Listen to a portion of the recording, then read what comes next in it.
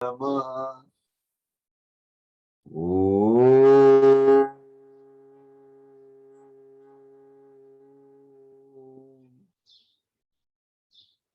श्री साई नाथाय नमः। ओम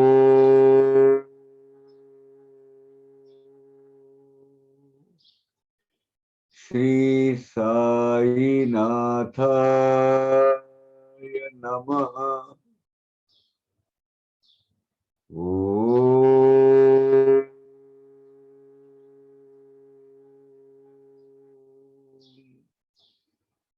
श्री साई नाथाय नमः। ओम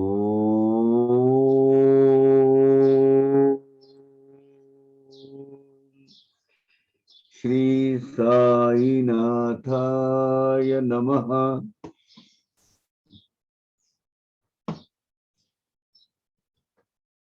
Last session, welcome to all this to the session. Last session we have finished 7th stanzas of chapter 37. We are starting with stanza number 8 of chapter 37.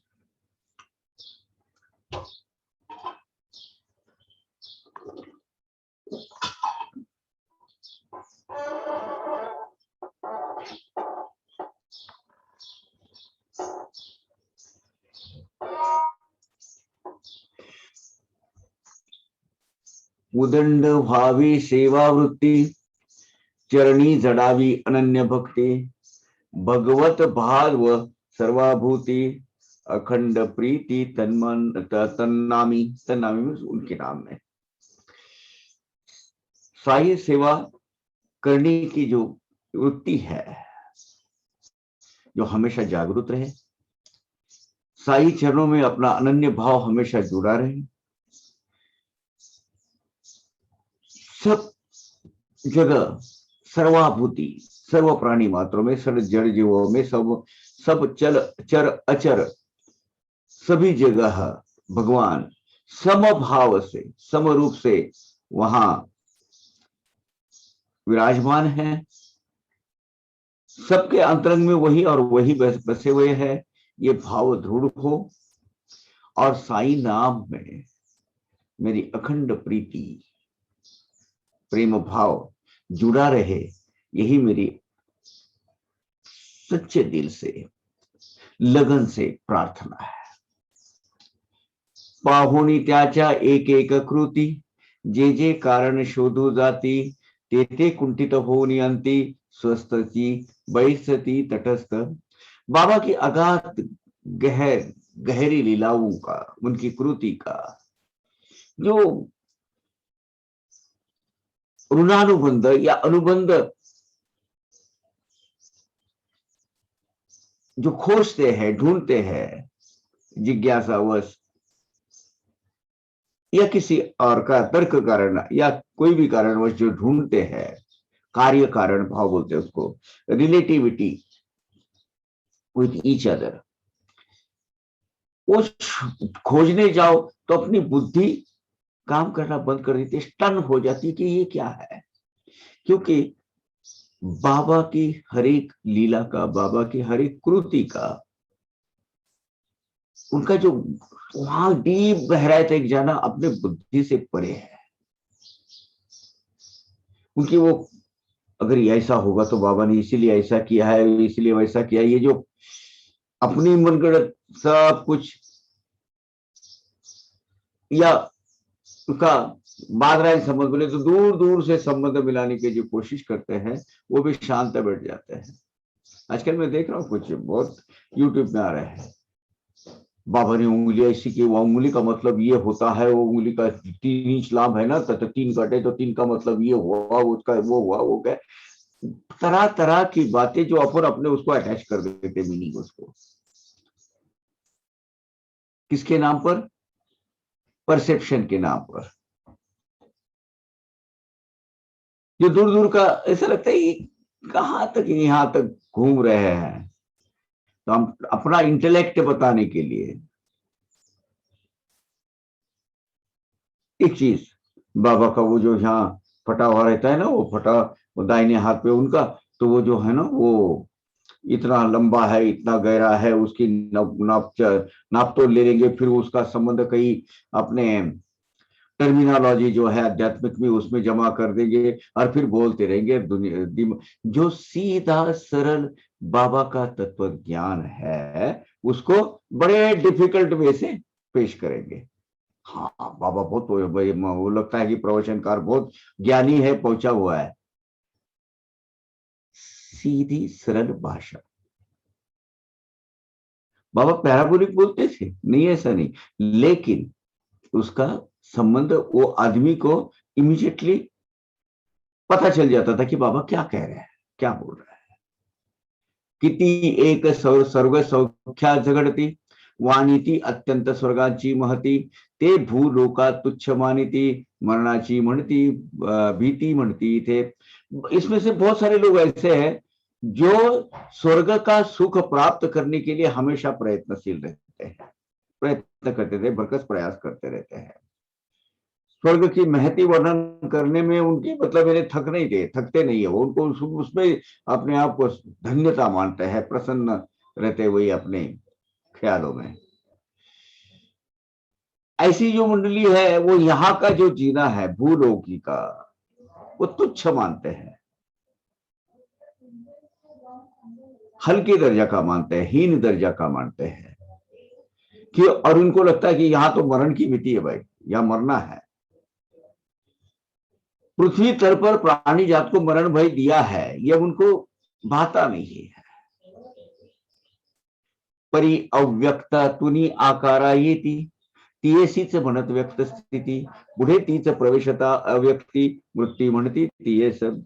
अभी हमें जो हमारा व्यक्त स्वरूप है, जो हमारे नजर को सब दिखता है, नजर को जो नहीं दिखता वो भी है, ये जो है सब कुछ जो हम देख पाते हैं, क्योंकि उसने नाम रूप रंग आकार लिया हुआ है, उसको एक विशिष्ट शेप लिया है उसने।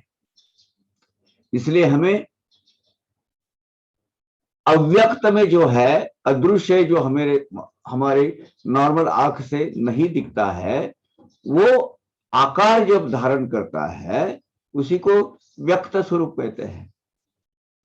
जो हम देख पाते हैं, हम महसूस करते हैं उसका अस्तित्व, हमारी बुद्धि उसको मान्यता देती है कि हाँ ये है, इसका ये आकार है। लेकिन जब ये व्यक्त स्थिति, मृत्यु पश्चात, इसको मृत्यु कहते हैं, व्यक्त स्थिति में अव्यक्त स्थिति जाने की जो जो ट्रांजिशन पीरियड है उसको कहते हैं मृत्यु। व्यक्त से अव्यक्त होना है, अव्यक्त से व्यक्त होना है, ये जो आना जाना किस लिए रहेगा, जब तक कि अपनी हर एक फाइल क्लोज नहीं होती है और जीरो अवस्था प्राप्त नहीं होती, तब तक ये ऐसा ही रहेगा भाई। ये जो मृत्यु का सही स्वरूप इनको समझना ही नहीं है। मूलतः अव्यक्त जो आत्मा है वो जीवात्मा स्वरूप लेता है, तब जीवात्मा बन जाता है, तब उसको सगुण साकार रूप मिल जाता है। ये प्रकट स्थिति खत्म होने के बाद क्या होता है, वो अव्यक्त में विलीन हो जाता है, और ये प्रोसेस का नाम है मृत्यु। तो मृत्यु को क्या घबराना है? बहुत लोग डरते हैं, अरे मैं ये हो, तो सबसे ज्यादा उनको फिक्र इसकी रहती है। अधर्म, अज्ञान, राग, द्वेष इत्यादि कजे मृत्युपाश, यांचे उल्लंघन करी जो अशेष, त्यासीच प्रवेश स्वर्लोकी। अभी अधर्म का, अज्ञान का, विकारों का जहां पूर्ण नाश होता है, जो मृत्यु के भय से यही मुक्त है, वही क्वालिफाई करते हैं स्वर्गलोक जाने के लिए, जिनको मृत्यु का डर नहीं है। देखिए, ये प्री क्वालिफिकेशन है स्वर्ग को जाने के लिए। कौन सा?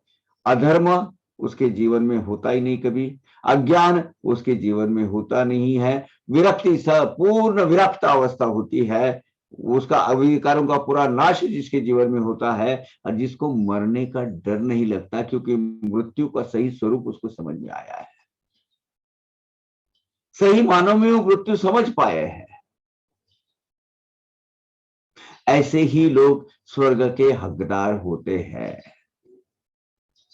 स्वर्ग स्वर्ग तो कायानिक, स्वर्ग स्वर्ग यानी क्या है वो, और दूसरा और क्या है, वैराज तोच स्वर्ग लोक, वैराज ब्रह्मदेव का जो विराट स्वरूप है, वो वैराट जो विराट आत्म स्वरूप देख, वो ब्रह्म स्वरूप ब्रह्मदेव का जो विराट स्वरूप है, इसको वैराज बोलते हैं, जिसका अपने आत्म स्वरूप से, ऐसे जिससे तो दिखेगा नहीं, वो आत्म स्वरूप के ज्ञान से जो देख पाएगा, और वो कैसा है, मानस दुख विवर्जित, यानी जो दुखों का त्याग किया है, दुखों का नाश जिसके हुआ है, उसको दुख, उनके मन में जो निर्माण होती है दुखों की भावना, वो खत्म हो गई है।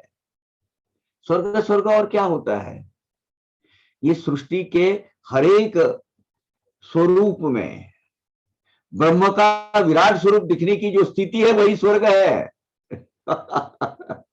स्वर्ग स्वर्ग कोई अलग नई चीज नहीं है,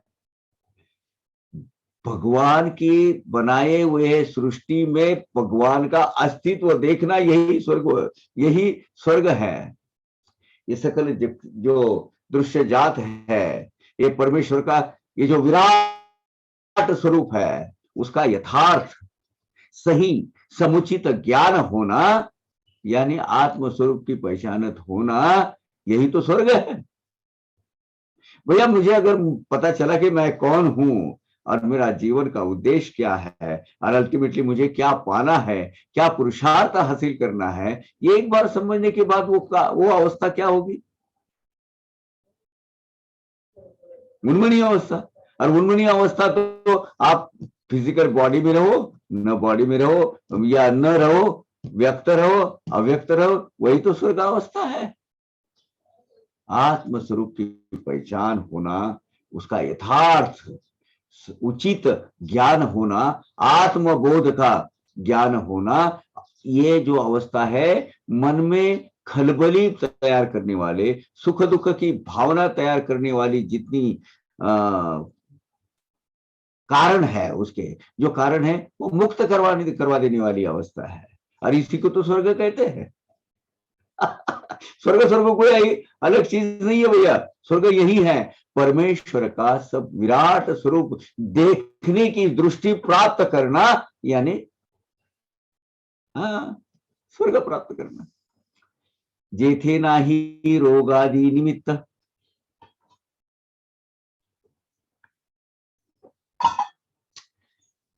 नाही चिंता व्याधि दुख, जेथे न क्षुधा तृषा कुलित आकुलित, कोणी न व्यथित जरा भय। तो स्वर्ग में क्या रहता है, जरा भय, बूढ़े होने की, बूढ़े होने का डर। बहुत खतरनाक होता है। मैं आपको चंद उदाहरण दे दूं, मजा आ जाता है।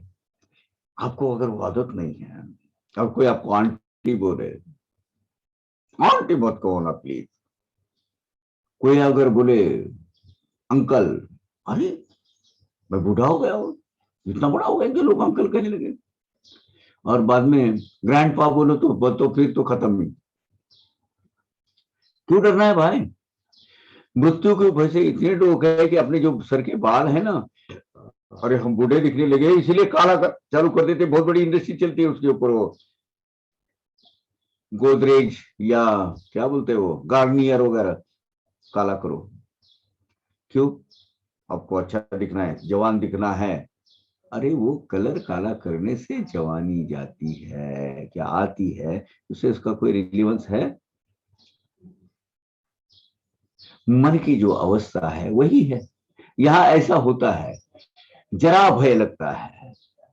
लेकिन स्वर्ग स्थिति क्या है, जहां स्वर्ग स्थिति यानी अलग कुछ नहीं है, यही है जहां रोग मात्र नहीं है, किसी तरह की बीमारी नहीं है, जहां व्याधि नहीं है, जहां दुख नहीं है, जहां सुख दुख की भावना से परे जीवन जो है, प्यास भूख लगने की कोई भावना उनमें नहीं है, और वह बुढ़ा हो जाएगा, इस की जो डर है, बुढ़ा हो जाने का डर है, वो ऐसी भावना नहीं है, वही स्वर्गीय स्थिति है। स्वर्ग स्थिति क्या है? और जेथे नाही मृत्यु भय, स्टैंजा 15, जेथे नाही मृत्यु भय, नाही विधि निषेध द्वय, जीव वावरे अत्यंत निर्भय, तीच की जीव स्वर्ग स्थिति, दिव्य स्वर्ग स्थिति, तीच की दिव्य स्वर्ग स्थिति, अविधि निषेध द्वय। ही हितकारक क्या है, अहितकारक क्या है, उचित क्या है, अनुचित क्या है, योग्य क्या है, अयोग्य क्या है, ये जो विधि निषेध बोलते हैं, इसको नियमन नहीं होता उनके पास। क्या अच्छा है क्या बुरा है, इसका कोई सवाल ही पैदा नहीं होता। जहां मृत्यु का डर नहीं होता है, जहां अपना जीवात्मा खुले दिल से, खुले आसमान की बेडर होकर मुक्त अवस्था में विहार करता है, वो आवागमन करता है, ये जो दिव्य स्थिति है ना, ये दिव्य स्थिति यानी स्वर्ग प्राप्ति है। यानी पृथ्वी तल पर जिसको उन्मनी अवस्था प्राप्त हुई, अपना खुद का जो स्वरूप जानकर वो भगवान के साथ में उसकी कनेक्ट हो गया, वो जिसके साथ अनुसंधानित हो गया, वही तो स्वर्ग स्थिति है। स्वर्ग कोई अलग चीज नहीं है। जे आ ब्रह्म स्थावरांत पूर्ण स्थावर जंगमात, स्थावर जंगम यानी चल अचल चर अचर जड़ जीवों की चेतन अचेतन सृष्टि। आ ब्रह्म स्थावरांत, ब्रह्म स्थावर अंत यानी जो ईश्वरीय तत्व है, यानी ईश्वर के विश्व के चैतन्य शक्ति से तो जड़ वस्तु तक जो तत्व पूरेपूर भरा हुआ है, वो है, क्या है वो तत्व? आत्म तत्व, पर ब्रह्म तत्व, परमात्मा, परमेश्वर तत्व। चल अचल चर अचर जड़ चैतन्य में जो पूरेपूर भरा हुआ है, वही तो ब्रह्म तत्व है। वो यह लोक में भी है, परलोक में भी प्राप्त है, व्याप्त है, वहां से सब जगह, सब ब्रह्मांड उसी से व्याप्त है। वही तो वही पर ब्रह्म जो है, वो ये सृष्टि में अलग अलग रूपों से आया हुआ है, बसा हुआ है, व्यक्त हुआ है। ये सही स्वरूप है। अस्ता संसार धर्म विवर्जित वर्जित, अस्ता संसार धर्म वर्जित यानी मोह माया के इस संसार से अलिप्त है, अलग है, निराला है, डिटैच्ड है। होता उपाधि समन्वित, उपाधि नहीं, उसको कोई नाम आ जाता है। कब आता है ये नाम? जब उसको आकार आ जाता है, एक शेप आ जाता है, तो उसको एक रंग आ जाता है, उसका एक स्वरूप आ जाता है। नाम रूप रंग, इसलिए आकार, इसे व्यक्त जो होता है वो उपाधि समन्वित होता है, उसको उपाधि लग जाती है। पवार का ये जो 3.5 हाथ का जो देह है, जो इसकी छवि आपके सामने आ जाती है, जिसने राम नाम रूप रंग आकार लिया हुआ है, वो आइडेंटिफाई करने के लिए वो क्या होता है, उसको उपाधि लग जाती है पवार का। अगर पवार का हटो तो ये बॉडी वैसी की वैसी रहेगी ना। हाँ, लेकिन उनको आइडेंटिफाई करने के लिए अब्रह्मवत यानी परमेश्वरी तत्व नहीं है, ऐसा भास, ऐसा भ्रम निर्माण करने वाला जो है वो अब्रह्मव्रत है। अविद्या मोहित, विद्या का नाश होना, क्यों? विद्या समझ में नहीं आना, उसको अविद्या बोलते हैं। विद्या और अविद्या और अज्ञान का आभास निर्माण करने वाली जो स्थिति है, वो कौन सी स्थिति है? तेजी आभास है ब्रह्मव्रत, जो हमें इस सृष्टि में, चराचर सृष्टि में हम भगवान ने जो रचाई है, नाम रूप रंग आकार से अलग अलग जड़ चेतन में, जड़ जीवों में, चल अचल में, वो क्या होता है, आकार से जो व्यक्त होती है, इसका यथार्थ ज्ञान होना, यही तो विद्या है। और वो नहीं है, ये जो भाव निर्माण होना, यानी परब्रह्म उसमें है, इसका अज्ञान रहना, यही अविद्या है। यानी ये जो भ्रम है, यही अज्ञान का और आभास का कारण है। और यही इसी में, इसी चक्कर में कौन होता है, जीवात्मा होता है। अब जीवात्मा का प्रथम कर्तव्य क्या हो जाता है, ये सब प्राणी मात्रों में, भूत मात्रों में, सब जगह क्या क्या देखने को मिलना चाहिए, उनको मिलना चाहिए पर ब्रह्म जो बसा हुआ है, उसका स्वरूप दिखना, यानी उन्मनी अवस्था है। पर ब्रह्म ते मजमुनी भिन्न, ते मी नहे मी तो आन, ऐसे जियाचे भेद ज्ञान, तो तमरना दिन सर्वदा। मृत्यु किसको आता है, जन्म मरण के फरे में कौन अटकता रहता है, परमात्मा परमेश्वर मेरे से अलग है, मेरा उसका मतलब मेरा अस्तित्व अलग है, उसका अलग अस्तित्व अलग है। मैं परमात्मा नहीं हूं, मैं तो बस एक जीवात्मा हूं, मेरा उससे क्या लेना देना। ऐसा जो भेद ज्ञान होता है, इसी को अज्ञान कहते हैं। और जीवात्मा जन्म मरण के फेरे में इसीलिए अटक के बैठता है क्योंकि उसको परमेश्वर का सही स्वरूप समझता ही नहीं है। जिस दिन वो समझेगा, वो ब्रह्म ज्ञान को प्राप्त करेगा और वो यहाँ पृथ्वी तल पर ही स्वर्ग बना लेगा। जनना पाठी लागले मरण, मरना पाठी पुनर्जनन, हे संस्कृति चक्र। बहुत सारे लोग है ना, संस्कृति इसका अलग अपभ्रंश यूज करते हैं। जैसे तुमचे नाम ध्याता हरे संस्कृति व्यथा, उसको संस्कृति व्यथा बोलते हैं। संस्कृति अलग है, संस्कृति कल्चर, संस्कृति से प्रकृति, ये दृश्यजात, ये जो चीज है, ये है क्या है, ये संस्कृति है। बहुत सारे जब आरती करते हैं, हरे संस्कृति व्यथा बोलते, संस्कृति नहीं है वो संस्कृति है। संस्कृति यानी सृष्टि, ये चराचर सृष्टि है क्या, ये है। जनना पाठी लागले मरण, मरणासाठी पुनर्जनन, हे संस्कृति चक्र परिवर्तन, पाठी स निरंतर तयाचा। जन्म के बाद जन्म के बाद मरण, मरण के बाद जन्म, जन्म मृत्यु, जन्म मृत्यु, जन्म मृत्यु, ये जो चक्र है, आयुष्मान ये जो चक्र है, वो अज्ञानी जीवात्मा के पीछे हमेशा लगा रहता है। क्यों लगा रहता है, जब तक उसको ये परमेश्वर का यथार्थ ज्ञान नहीं होता। और परमेश्वर का ज्ञान होने के पहले उसने अपने आप को पहचानना है। वो सबसे जो बड़ी चीज वही है, क्या, अपने आप की पहचान, ये बहुत जरूरी है। दुष्कर यज्ञ तपोदान, यही जयाचे होय आपादान, ते नारायण पद स्मृति विहीन, स्वर्गायतन किमर्थ। ये 37 चैप्टर है ना, उसमें अध्यात्म बहुत पूरेपूर भरा हुआ है। यानी 16, 17, 19, 23, 37, 50, 10, 6, ये जो अध्याय है ना, ये अध्यात्म को आपको बहुत डीप गहराई से सिखाते हैं। 37 का यही हाल है, यही वर्णन है। इसलिए इसको समझने की कोशिश कीजिए। ब्रह्म का सही स्वरूप, ब्रह्मांड का सही स्वरूप, परमेश्वर का सही स्वरूप इसमें बताया हुआ है।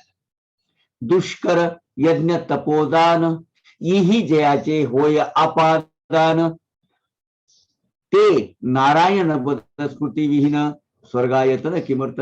दुष्कर यानी बहुत कठिन, दुर्धर, यज्ञ तप उदान, उदान यानी प्राण तत्व, आपादान निष्कर्ष यानी एक स्थिति को पहुंचना, यानी आपादान, स्वर्गायतन स्वर्ग आयतन यानी स्वर्ग ठिकान। अभी क्या है, यज्ञ तप प्राण तत्वों की आराधना ध्यान, ये बहुत जटिल कठिन है और अशक्य प्राय, अपने से होगा नहीं। ऐसा जो निष्कर्ष निकाल के निकालते, खुद ही निकलते, अरे भाई अपने को नहीं जमने वाला, वो बहुत बड़ी चीज है। वो ऐसा जो जीवात्मा है उसके नारायण के नारायण जो परब्रह्म है, वो परब्रह्म का भूल जाता है वो। ऐसा जीवात्मा नारायण और परब्रह्म, नारायण रूपी परब्रह्म है, उसका समझता नहीं है उसको, उसका अस्तित्व समझ में नहीं आता है।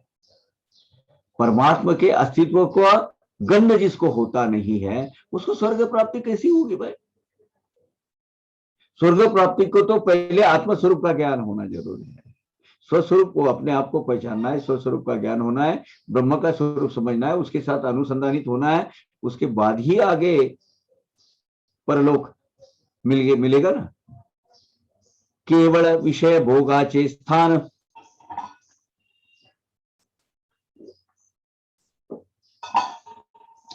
केवल विषय भोगाचे स्थान, न लगे आमुते स्वर्ग भवन। अभी स्वर्ग स्वर्ग जो इच्छा रखते हैं स्वर्ग प्राप्त करने की, उसके बारे में बहुत क्लियर कट यहाँ बात की है। जेथे न गोविंद नाम स्मरण काय कारण तयाचे। अरे जिस देह में बसा हुआ ये जीवात्मा,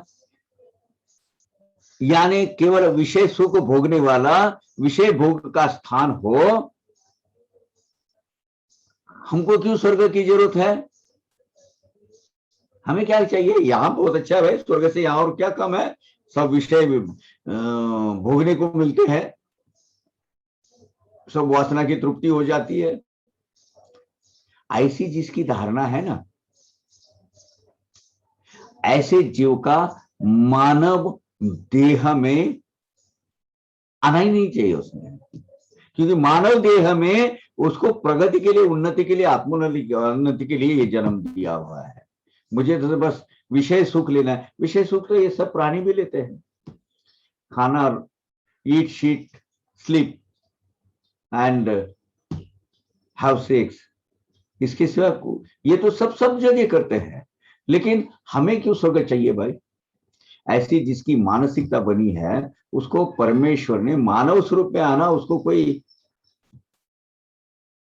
आने का प्रयोजन नहीं होता है। वो जीवात्मा जो है वो परमात्मा है, वो परमेश्वर का नाम स्मरण ध्यान चिंतन करता नहीं है। ऐसा ऐसा जो जीवात्मा है, ऐसे जीवात्मा का जन्म किस काम का? काय कारण तयाचे। जहां गोविंद नाम का स्मरण नहीं है, जहां विषय भोग में ही लिप्त है, उसको स्वर्ग में हमें क्यों चाहिए? ऐसी जिसकी धारणा है, उसको मनुष्य जन्म में आकर भी बस जानवर जैसा बिहाव रखना है, जानवरों जैसा बर्ताव है। क्यों? जानवरों में उसमें फर्क क्या है? जिसको ये समझ में नहीं आता है, स्वर्गाचा अथवा नरका फरक नाही विषय सुखा, इंद्रा वा गर्दवा देखा सुख विलोका एकची। अरे बाप रे, यहाँ तो बहुत ही है। जिसको विषय सुख के आगे स्वर्ग क्या और नरक क्या, उसमें कोई भेद लगता नहीं है। जिसको गधे का जन्म और इंद्र पद, इसमें कोई अगर भेद नहीं लगता है, तो वो आदमी कौन है? आदमी नहीं है, आदमी के रूप में जानवर है।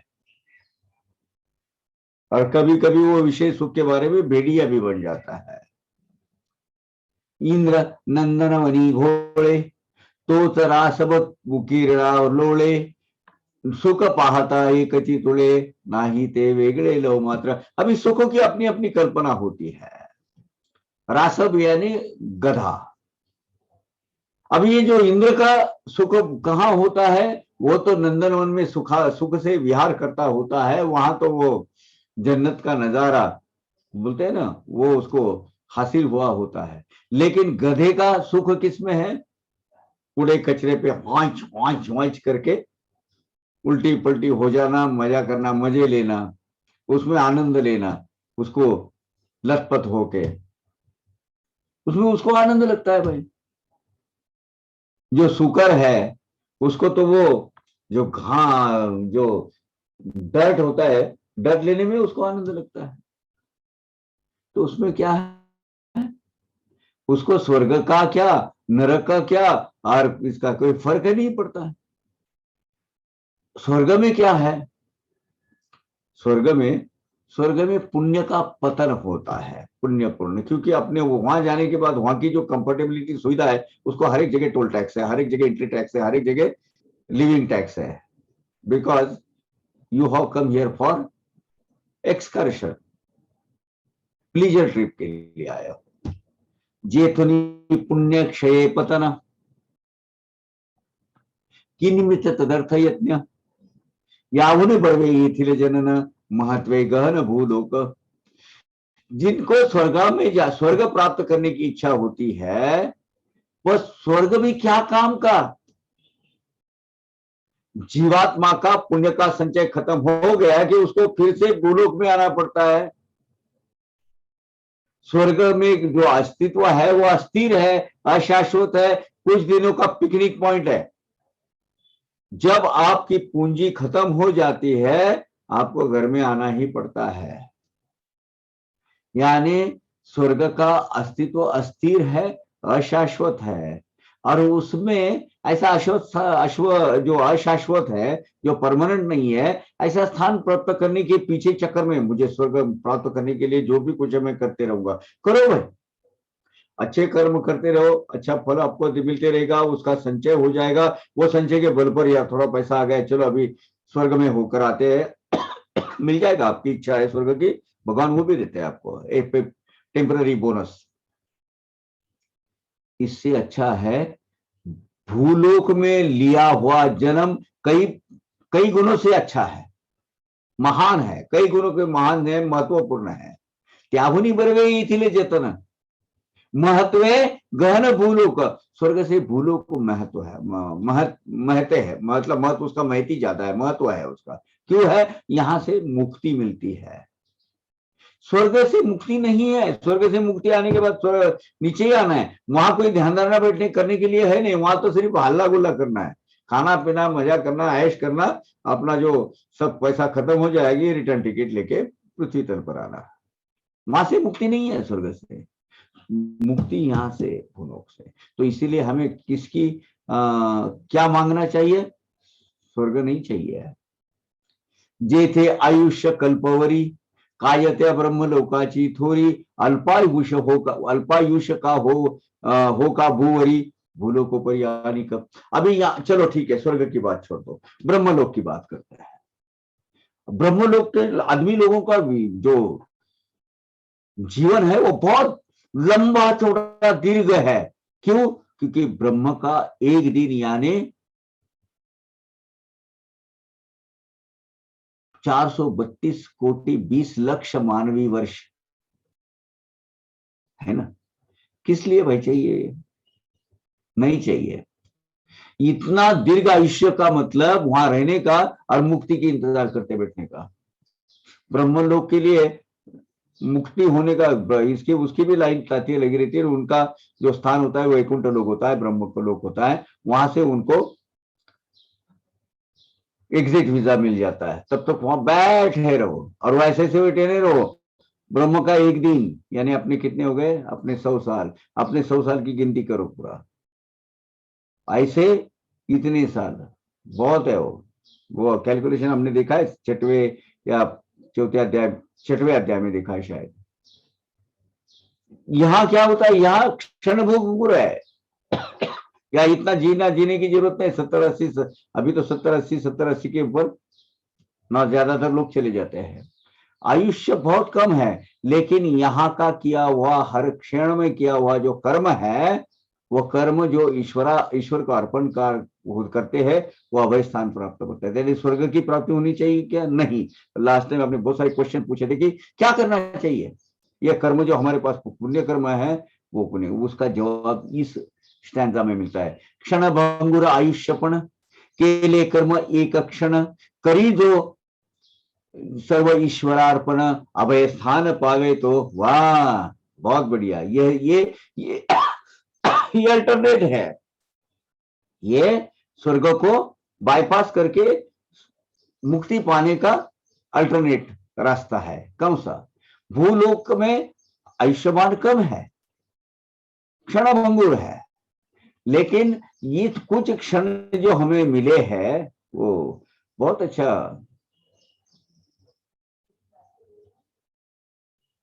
शेर है कि यहां तक तो तुझे आना ही था, इस जन्म में जब तो आया तो बेलिबास आया,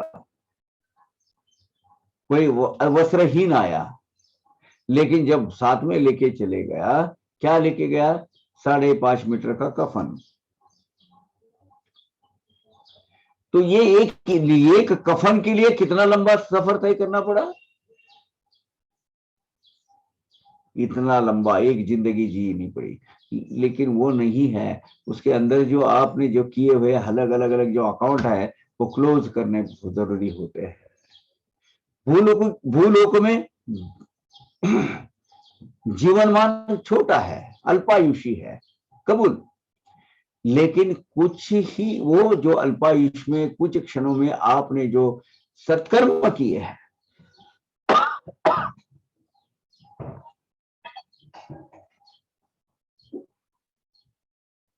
जो अच्छे पुण्य कर्म किए हैं, वो पुण्य की गिनती मत करते बेटो। आप मेरा इतना हो गया कि 2 किलो हो गया या 2 मीटर हो गया, 2 गैलन हो गया, उसकी गिनती मत करना। और वो अपने पास रखना भी नहीं, वो संचय, वो जो जमा हो अपने पास नहीं रखना। रोज के रोज वो ईश्वर को करी दो सर्व ईश्वरार्पण, केले कर्म एक क्षण करी दो सर्व ईश्वरार्पण।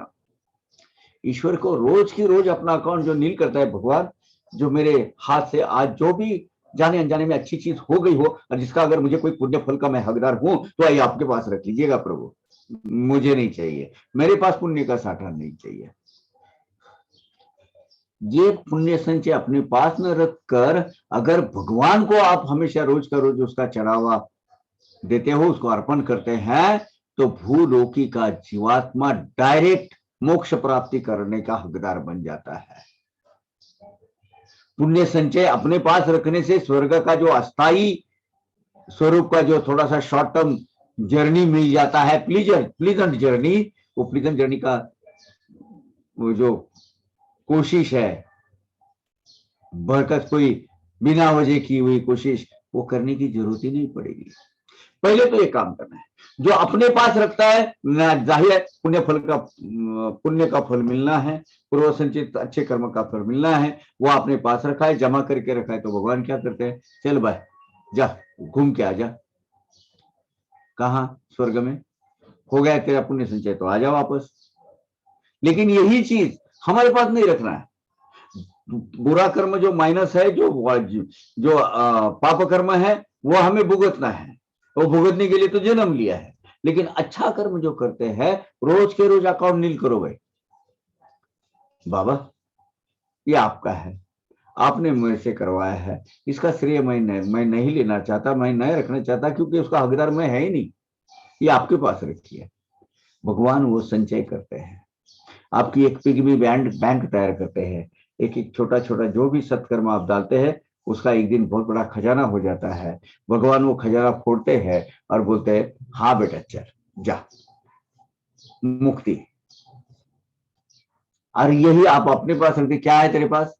सर 5,000 है, ठीक है, 5,000 है, 50,000 है, ठीक है, और 50,000 यहाँ एक ये ट्रिप बन जाएगी, 3 रात 4 दिन, खाना पीना फ्री, आ जाओ सफर करके। फर्क जान रहे हो? ये फर्क शांति से समझ लो पहले। इसलिए स्वर्गवासी, स्वर्ग में जाना, स्वर्ग की आशा रखना, स्वर्ग की प्राप्ति हो ऐसा इसके लिए प्रार्थना करना, ये बेफिजूल की बातें हैं, बेफिजूल। बिकॉज स्वर्ग सुख is a temporary phenomena. Okay, जे थे न भगवत भक्त जन करी देना हरिगुतो गुरु कथा श्रवण संगीत नृत्य भगवत पूजन, ये स्थान काय स्थान कामाचे। स्वर्ग लोक में क्या होता है बोलो? भगवान के भक्तगण वहां नहीं है, वहां ना गुरु कथा होती है, ना वहां जहां ना साईं बाबा का सत्संग जैसा अपना चल रहा है वैसा होता है, जहां संगीत नृत्य पूजन। कौन सा संगीत नृत्य पूजन? जो जिसके माध्यम से भगवान की आराधना होती है। बाकी दरबार में जो अप्सरा नाचती है वो अलग, रवा रंभा मेनका, ईश्वरी क्या बोलते, रंभा, मेनका, अप्सरा जो है जितना, उर्वशी, वो सब है ना, वो अलग है, वो डिपार्टमेंट स्वर्ग में है वो। लेकिन जिस संगीत के माध्यम से, जो नृत्य के माध्यम से, जहां भगवान की आराधना पूजा पूजा नहीं की जाती, ऐसा स्वर्ग क्या काम कर?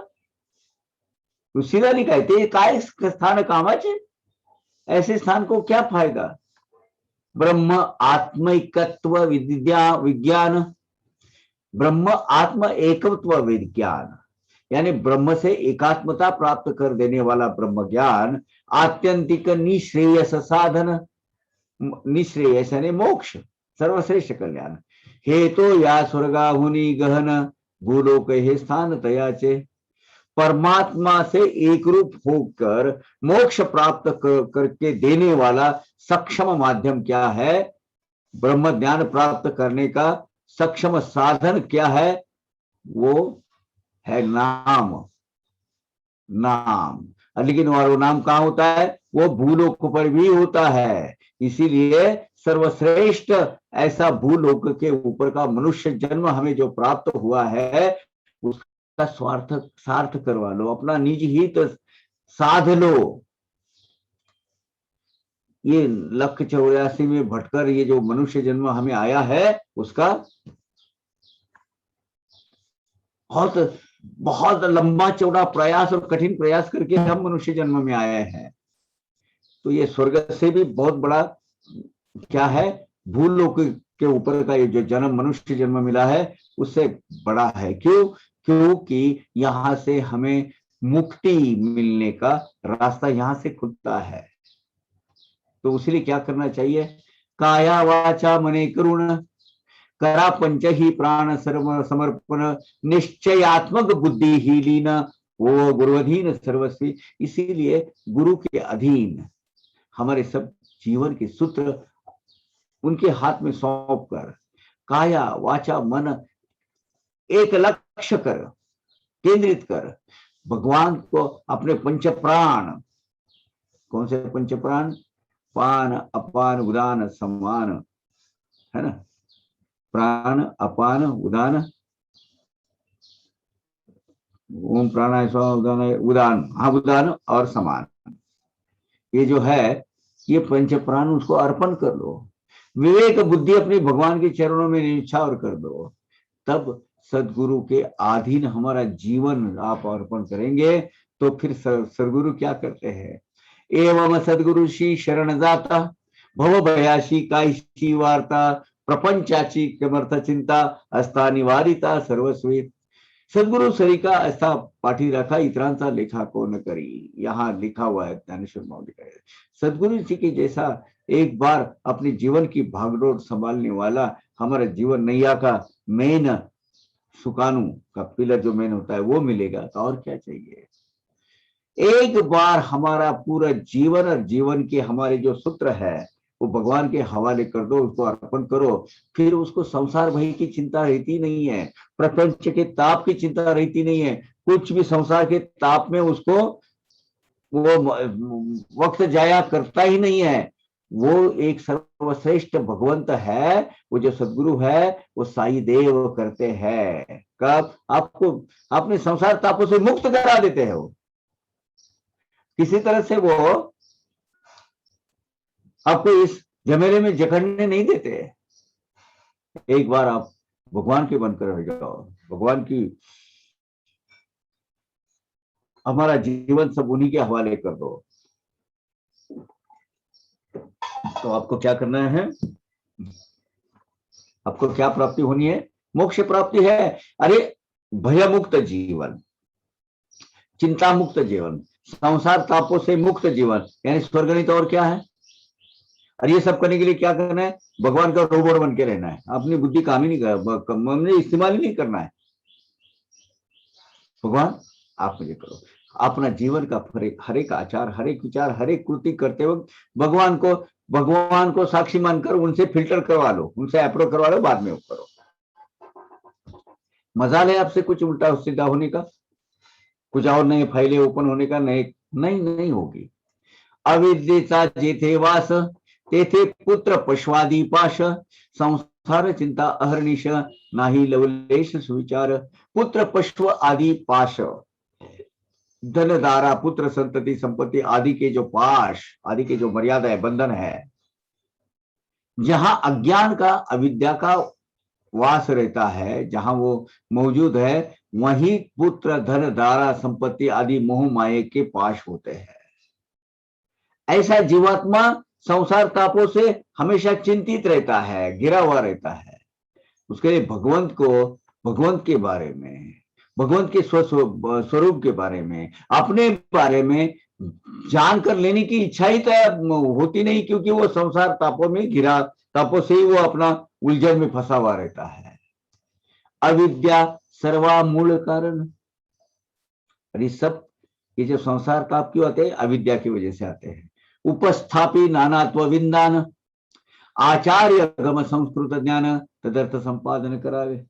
उपस्थापी स्मरण करवाती है, हमारे दिल पर वो बराबर इम्बाइब करवाती है, और वो जो एक तरह से हमको एक सीख देती है, हमको टीचिंग देती है।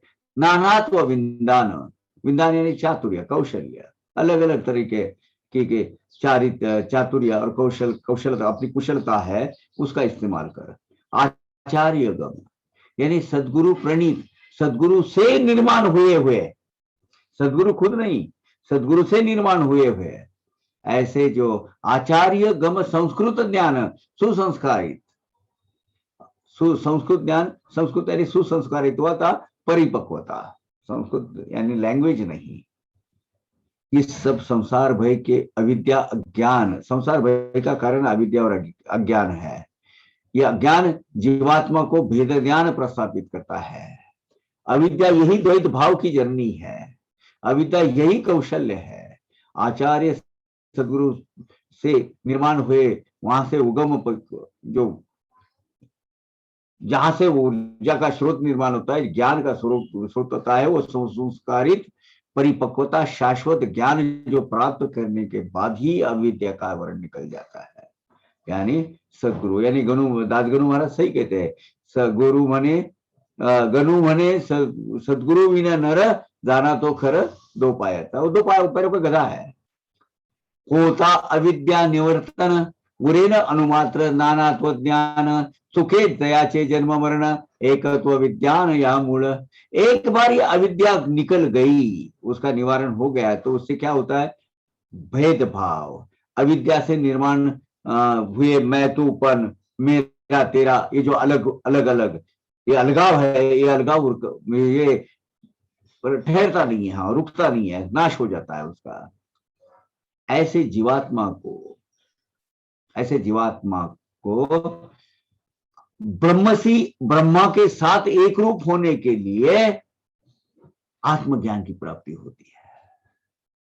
क्यों? अविद्या का उसका नाश होता है, भगवान का सही स्वरूप समझता है, अपना सही स्वरूप समझता है, जीवन का उद्देश्य समझता है, और अंत में प्राप्त क्या करना है वो भी समझता है। यानी सारांश में वो जीवात्मा सर्वोन्मुक्त हो जाता है, सब जंजाल से मुक्त हो जाता है, और ब्रह्म तत्व में ही विलीन हो जाता है कि नहीं? सीधा सरल रास्ता भूलोक से जाता है, ब्रह्मलोक से भी जाता है, लेकिन बहुत कठिन और बहुत लंबा चौड़ा है ना? दो ही चीज, दो चीजों से मुक्ति मिलती है, दो लोक से, एक ब्रह्मलोक यानी सत्यलोक, और दूसरा भूलोक। बीच में नहीं है, बीच में तो ऐसे ही पॉइंट है भाई। धरी दो अत्यल्प भेद दृष्टि, पडेल जन्म मरणाचे कष्टी, तयास विनाश आणि सृष्टि, लागली पाठी सदोदित। जो जीवात्मा भेदभाव, द्वैत भाव, अविद्या का बलि होता है, वो खुद को उसके हवाले कर देता है, वो भेदभाव रूपी अज्ञान के अधीन हो जाता है, उसको जन्म मरण का फेरा नहीं टूटने वाला। वो आते रहेगा, जाते रहेगा, आते रहेगा, जाते रहेगा। उसमें से भी जन्म मरण पर तो इंसान का ही स्वरूप आएगा, इसका भरोसा नहीं। उसमें फिर आपकी जितनी भी कृतियां है, जितने भी आपने कर्म किए, उसका एनालिसिस किया जाएगा, और उसमें जो भी प्रभाव जिसका ज्यादा है वो योनि में आपको भेजा जाएगा। तो आपने पीछे का ये जन्म मृत्यु का जो विषय सर्कल है उसको भेद देना है, तो हमें क्या करना है, भगवान का सही स्वरूप समझ लेना है। प्रिय क्या है, श्रेय क्या है। श्रेय यानी मोक्ष, कल्याण, मुक्ति, और प्रिय ऐहिक सुखों का, विषय सुखों का साधन। श्रेय हाची जीचा विषय, तीच ती विद्या निसंशय, जिचा विषय केवळ प्रिय, प्रिय अविद्या नामधेय त्रियेस, मोक्ष, मुक्ति, परमात्मा स्वरूप में विलीन होना, यही एकमात्र विषय जिसका होता है, उसका ध्येय होता है, उद्देश्य होता है जीवन का ये प्राप्त करने का, तो वही शाश्वत ब्रह्म, यही शाश्वत ब्रह्म ज्ञान है, ऐसी इच्छा प्राप्त होना।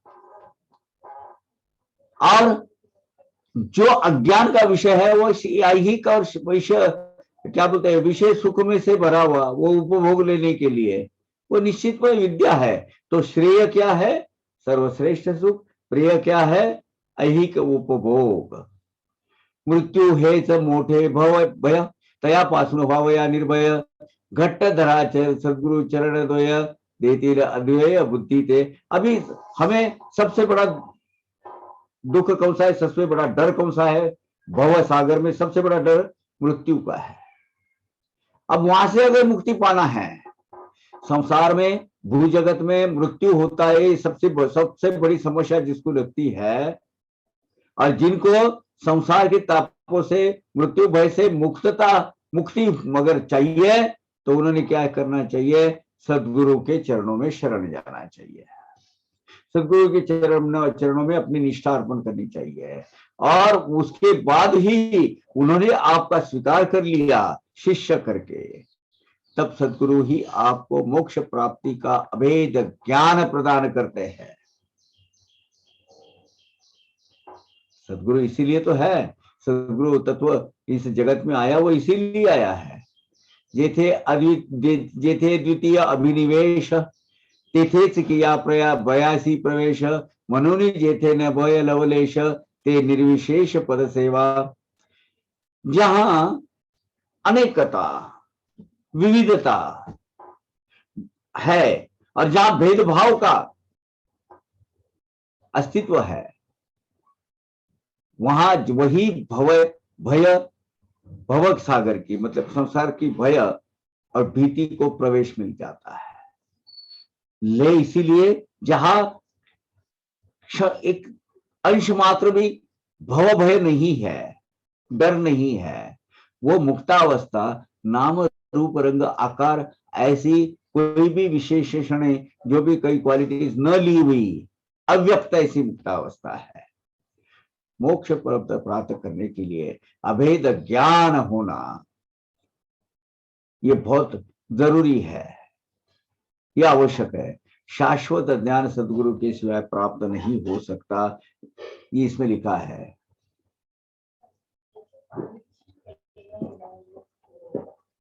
तो हमें अविद्या, अज्ञान, इसका, और उससे क्या मिलता है, सिर्फ जन्म मरण का फेरा मिलता है। और अगर आपको शाश्वत ज्ञान चाहिए तो सदगुरु के माध्यम से हमें क्या करना चाहिए, अविद्या निरसन, अविद्या निवारण करना चाहिए। शुद्ध प्रेम मलयागर, लावा तयाचिया बाळावर, निसवा भावार्थ पितांबर, दाविल विश्वंबर निज भक्ता। यहाँ थोड़ी सी उपमाएं दी हुई है, दृष्टांत दिए है। शुद्ध और पवित्र प्रेम भाव का चंदन साईं भगवान के माथे पे लगा दो। शुद्ध भक्ति भाव का पीतांबर, वो जो कद है, उनको पहनाओ। फिर ये देखो साईं का करिश्मा, आपने भक्तों को विश्वंभर का विराट दर्शन वो करवाते हैं। दाविल विश्वंभर निज भक्ता, आपको विश्वंभर का वो जो है वो दिखाते हैं, वो विश्वंभर का सही स्वरूप दिखाते हैं। श्यामा को दिखाया था, देखो तीनों लोग दिखा कर लाए थे उन्होंने श्यामा को। दृढ़ श्रद्धेचे सिंहासन, अष्ट भाव मंडित पूर्ण, आनंद आश्रु जले स्नपन, सद्य प्रसन्न प्रकटेल, आनंद अश्रु जले, आनंद स्वरूप अश्रु के पानी से, जल से स्नपन स्नान कराओ। तत्क्षणी यानी साई भगवंत को अपने अष्टभाव से सुशोभित आभूषित ऐसे श्रद्धायुक्त भक्ति से के साधन बैठने को देने का है, सिंहासन बैठने को देने का है। साई समर्थ को आनंद अश्रु से के जल से उनको स्नान करवाना है, स्नान करवाना है उनको। तो क्या होगा, वो साई भगवान बहुत जल्दी ही प्रसन्न हो जाते हैं। भक्ति मेखला कटी भोवती, मेखला यानी वो चैन, श्रृंखला, साखली बोलते हैं उसको। भक्ति मेखला कटी भोवती, कमर में बांधी हुई भक्ति रूपी साखली, यानी एक मर्यादा का प्रतीक है वो। बांधोनी आकड़ा तया प्रति, ये साई ऐसे नहीं आते हाथ में। साई को भक्ति भाव की अपनी जो मर्यादा में रहकर भक्ति भाव का सही आभूषण उनको पकड़कर, और वो आभूषण को से उनको प्रेम भाव के बंधन से बांध के रखना है। आकड़ा तया प्रति, उसको हासिल करो, हासिल करो। सर्वस्वाचे निम्बलोन प्रीति, अब वो क्या करते हैं, नजर उतारते हैं, आरती उतारते हैं, निम्बलोन करते हैं उसको, वो उनसे उतार डालो। एंड करामग आरती वो वाला, फिर उनकी आरती करो, उनके गुणगान गाओ, इनके भक्ति गीत गाओ। भक्ति की श्रृंखला ये साई भगवान के कमर को यानी ऐसे भक्ति की मर्यादा से उसको बांध के रखो। वो श्रृंखला साई भगवान इधर उधर न जाए, हमारा ही रहे। उसको संपूर्णतः अपने प्रेम भाव के पिंजरे में रखो। और सर्वस्व का जो प्रतीक है, अपना जो आत्मा परमात्मा अपना जान है, उनके ऊपर न्योछावर कर दो, ओवार दो उनको। इसीलिए प्रेम भाव की आरती बाबा को समर्पित करो। और फिर बाबा क्या करते देखो, कोणाच्याही कार्याचा प्रविलंब प्रविलय होईल धरुणी अस्तित्वाश्रय, खड्याने घट फोडीला जाय, निवृत्त होय आकाराची। प्रविलय नाश, सब कुछ नष्ट हो जाना, सबका अंत, कल यानी विश्व का अंत बोल सकते हैं आप, आखिरी। कौन सा भी अगर कार्य का समाप्ति, यानी कार्य है तो कार्य की समाप्ति है।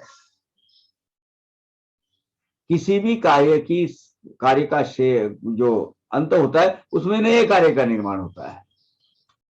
यानी एक कार्य का अंत दूसरे कार्य को निर्माण कर देता है। इसीलिए कौन से भी कार्य का जो आखिरी है, स्टॉपिंग पॉइंट है, वो किसी अन्य वस्तु को आश्रय बनाकर फिर से क्या करता है, नए कार्य को जन्म देता है। अभी वो जो पत्थर है, छोटा सा पत्थर, उसको अगर घड़े पे कंकर मारो तो क्या होता है, घट फूट जाता है। घट के आकार उसका खत्म हो जाता है, नाम और उपरंगाकार उसका खत्म हो जाता है। लेकिन वो पूरी तरीके से सही खत्म होता है क्या? उसकी वो जो चंद छोटे छोटे जो टुकड़े हैं, खापरी बोलते हैं उसको, वो इधर वो यहाँ पर जब वो बिखरी हुई होती है, घट अस्तित्वांश व मात्र ही नाही, ऐसा होत नाही, फुटक्या खापऱ्यांची या ठाई, अनुवृत्ती होईल घटाची।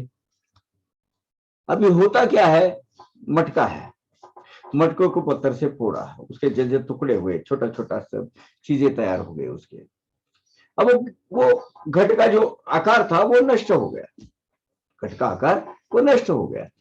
लेकिन वो जो उसके जो छोटे छोटे छोटे पार्ट पड़े हुए हैं, वो देखने के बाद अपने को क्या याद आता है, अरे ये फुटा हुआ घट है, ये फूटा हुआ घड़ा है ये।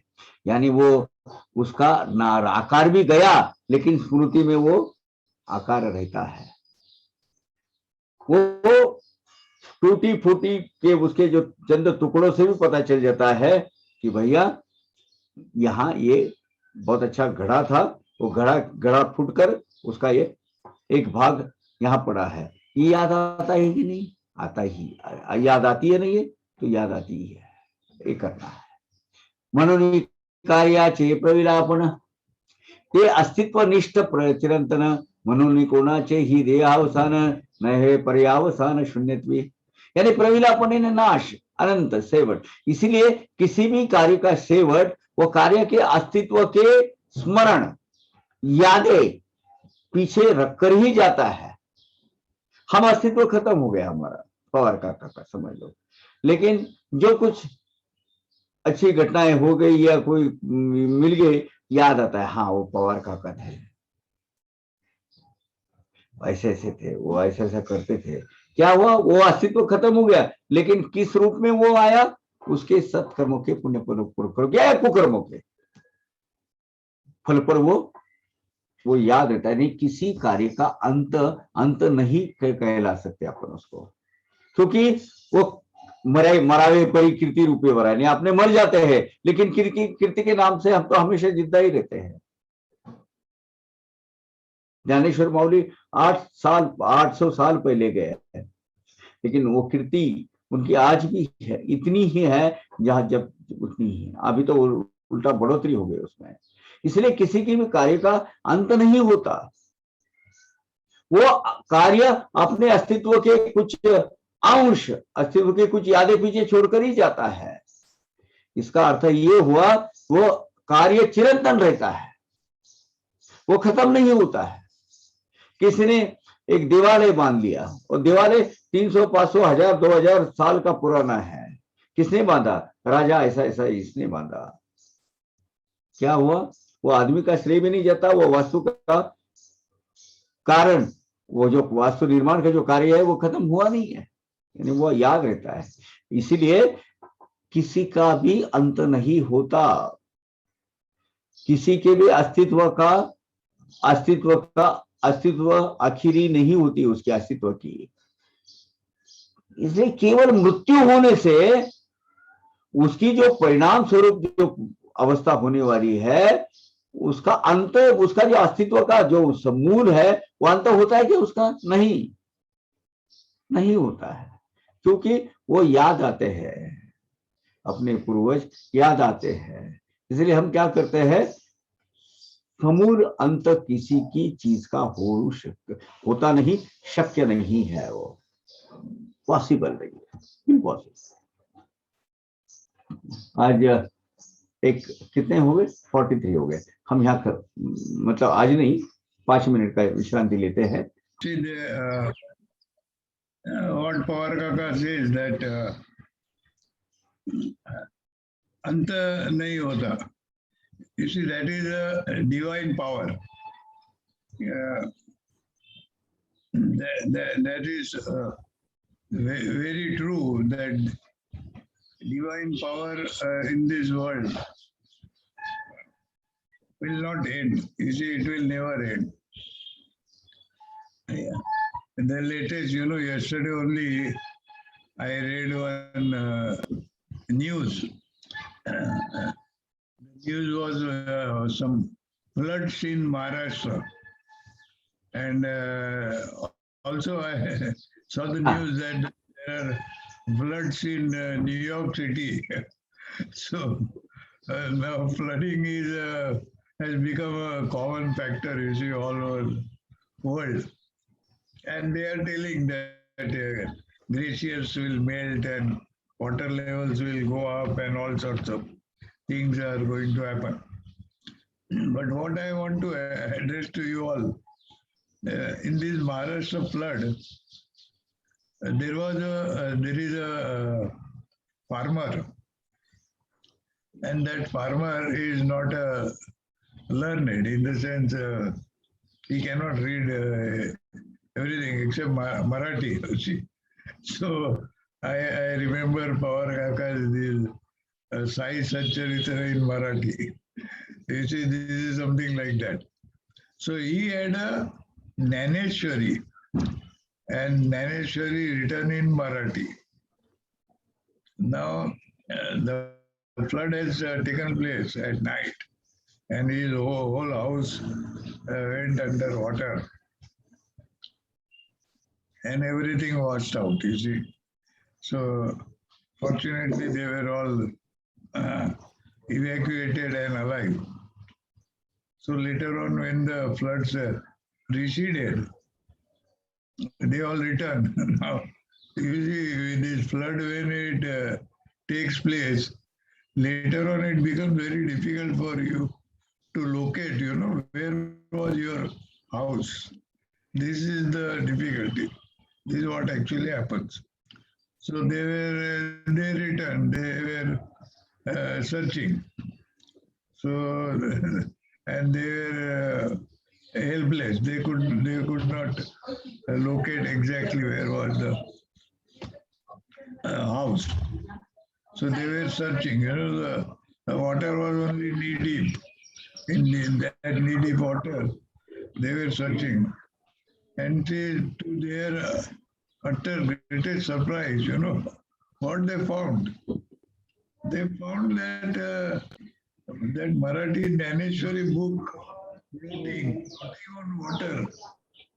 So they went there because he used to read that daily, that farmer.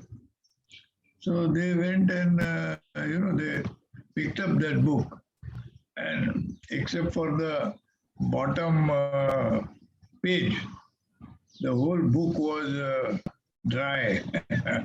It had not Intact. yeah, it was intact. So this is the divine power. This is what it is. It was not even wet, means gilli bhi nahi hui thi wo.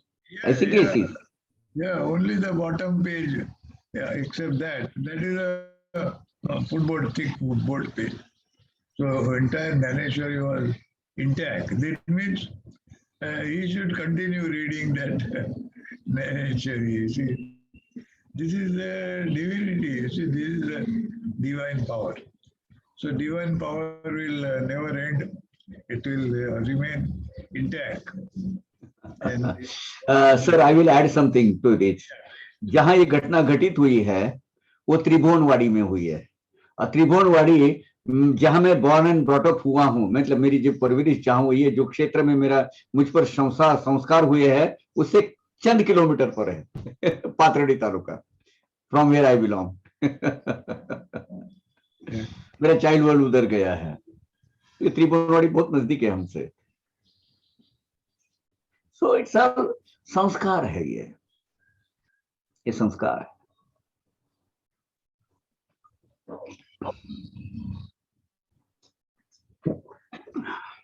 Anybody else please continue. किसी भी कार्य की शुरुआत, किसी कार्य का आगाज होता है और उसकी समाप्ति होती है, एंड आखिरी में वो आकार लेता है, वो प्रकट होता है, लेकिन उसका जो अस्तित्व है वो हमेशा रहता है, वो खत्म नहीं होता है. भले वो आकार खत्म होने के बाद भी वो ऐसा ही रहता है. एक मंदिर है, मंदिर काल के प्रवाह में बह गया, कुछ शेष बचे उसके, तो भी वो मंदिर की अस्तित्व जताता है. मंदिर के अस्तित्व के यहां था, इसके प्रूफ वहां बताता है. जिस ज्ञानेश्वरी का जिक्र हमने अभी किया, वो ज्ञानेश्वरी का बहुत बड़ा पहले देवालय था, शिवालय था वो. और शिवालय के सब मैंने तितर पितर के वो हो गया था, सब डेब्रिज रह गए थे.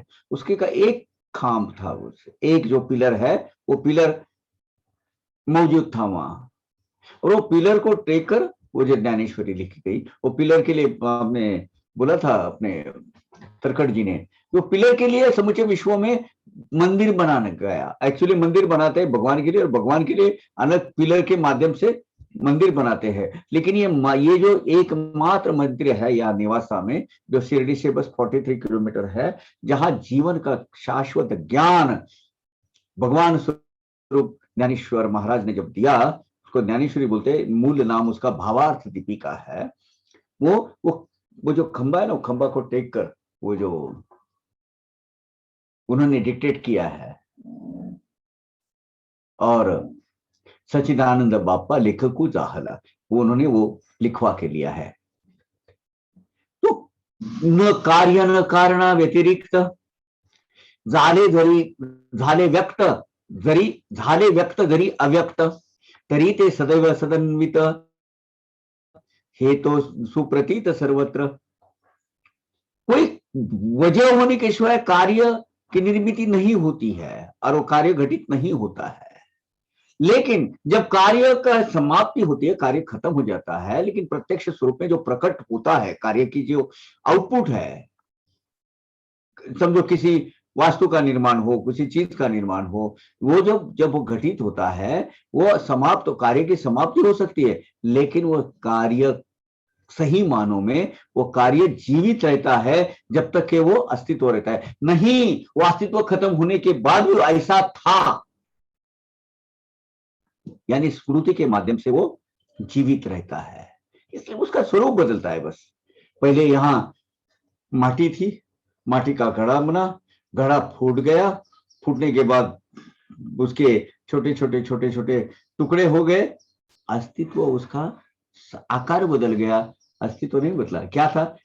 घड़ा, फूटा हुआ घड़ा, यानी घड़ा तो है, पहले घड़ा था, अब क्या हुआ? फूटा हुआ घड़ा बना, यानी अस्तित्व वैसा ही है, उसका व्यक्त स्वरूप बदलता है, बस इतना ही।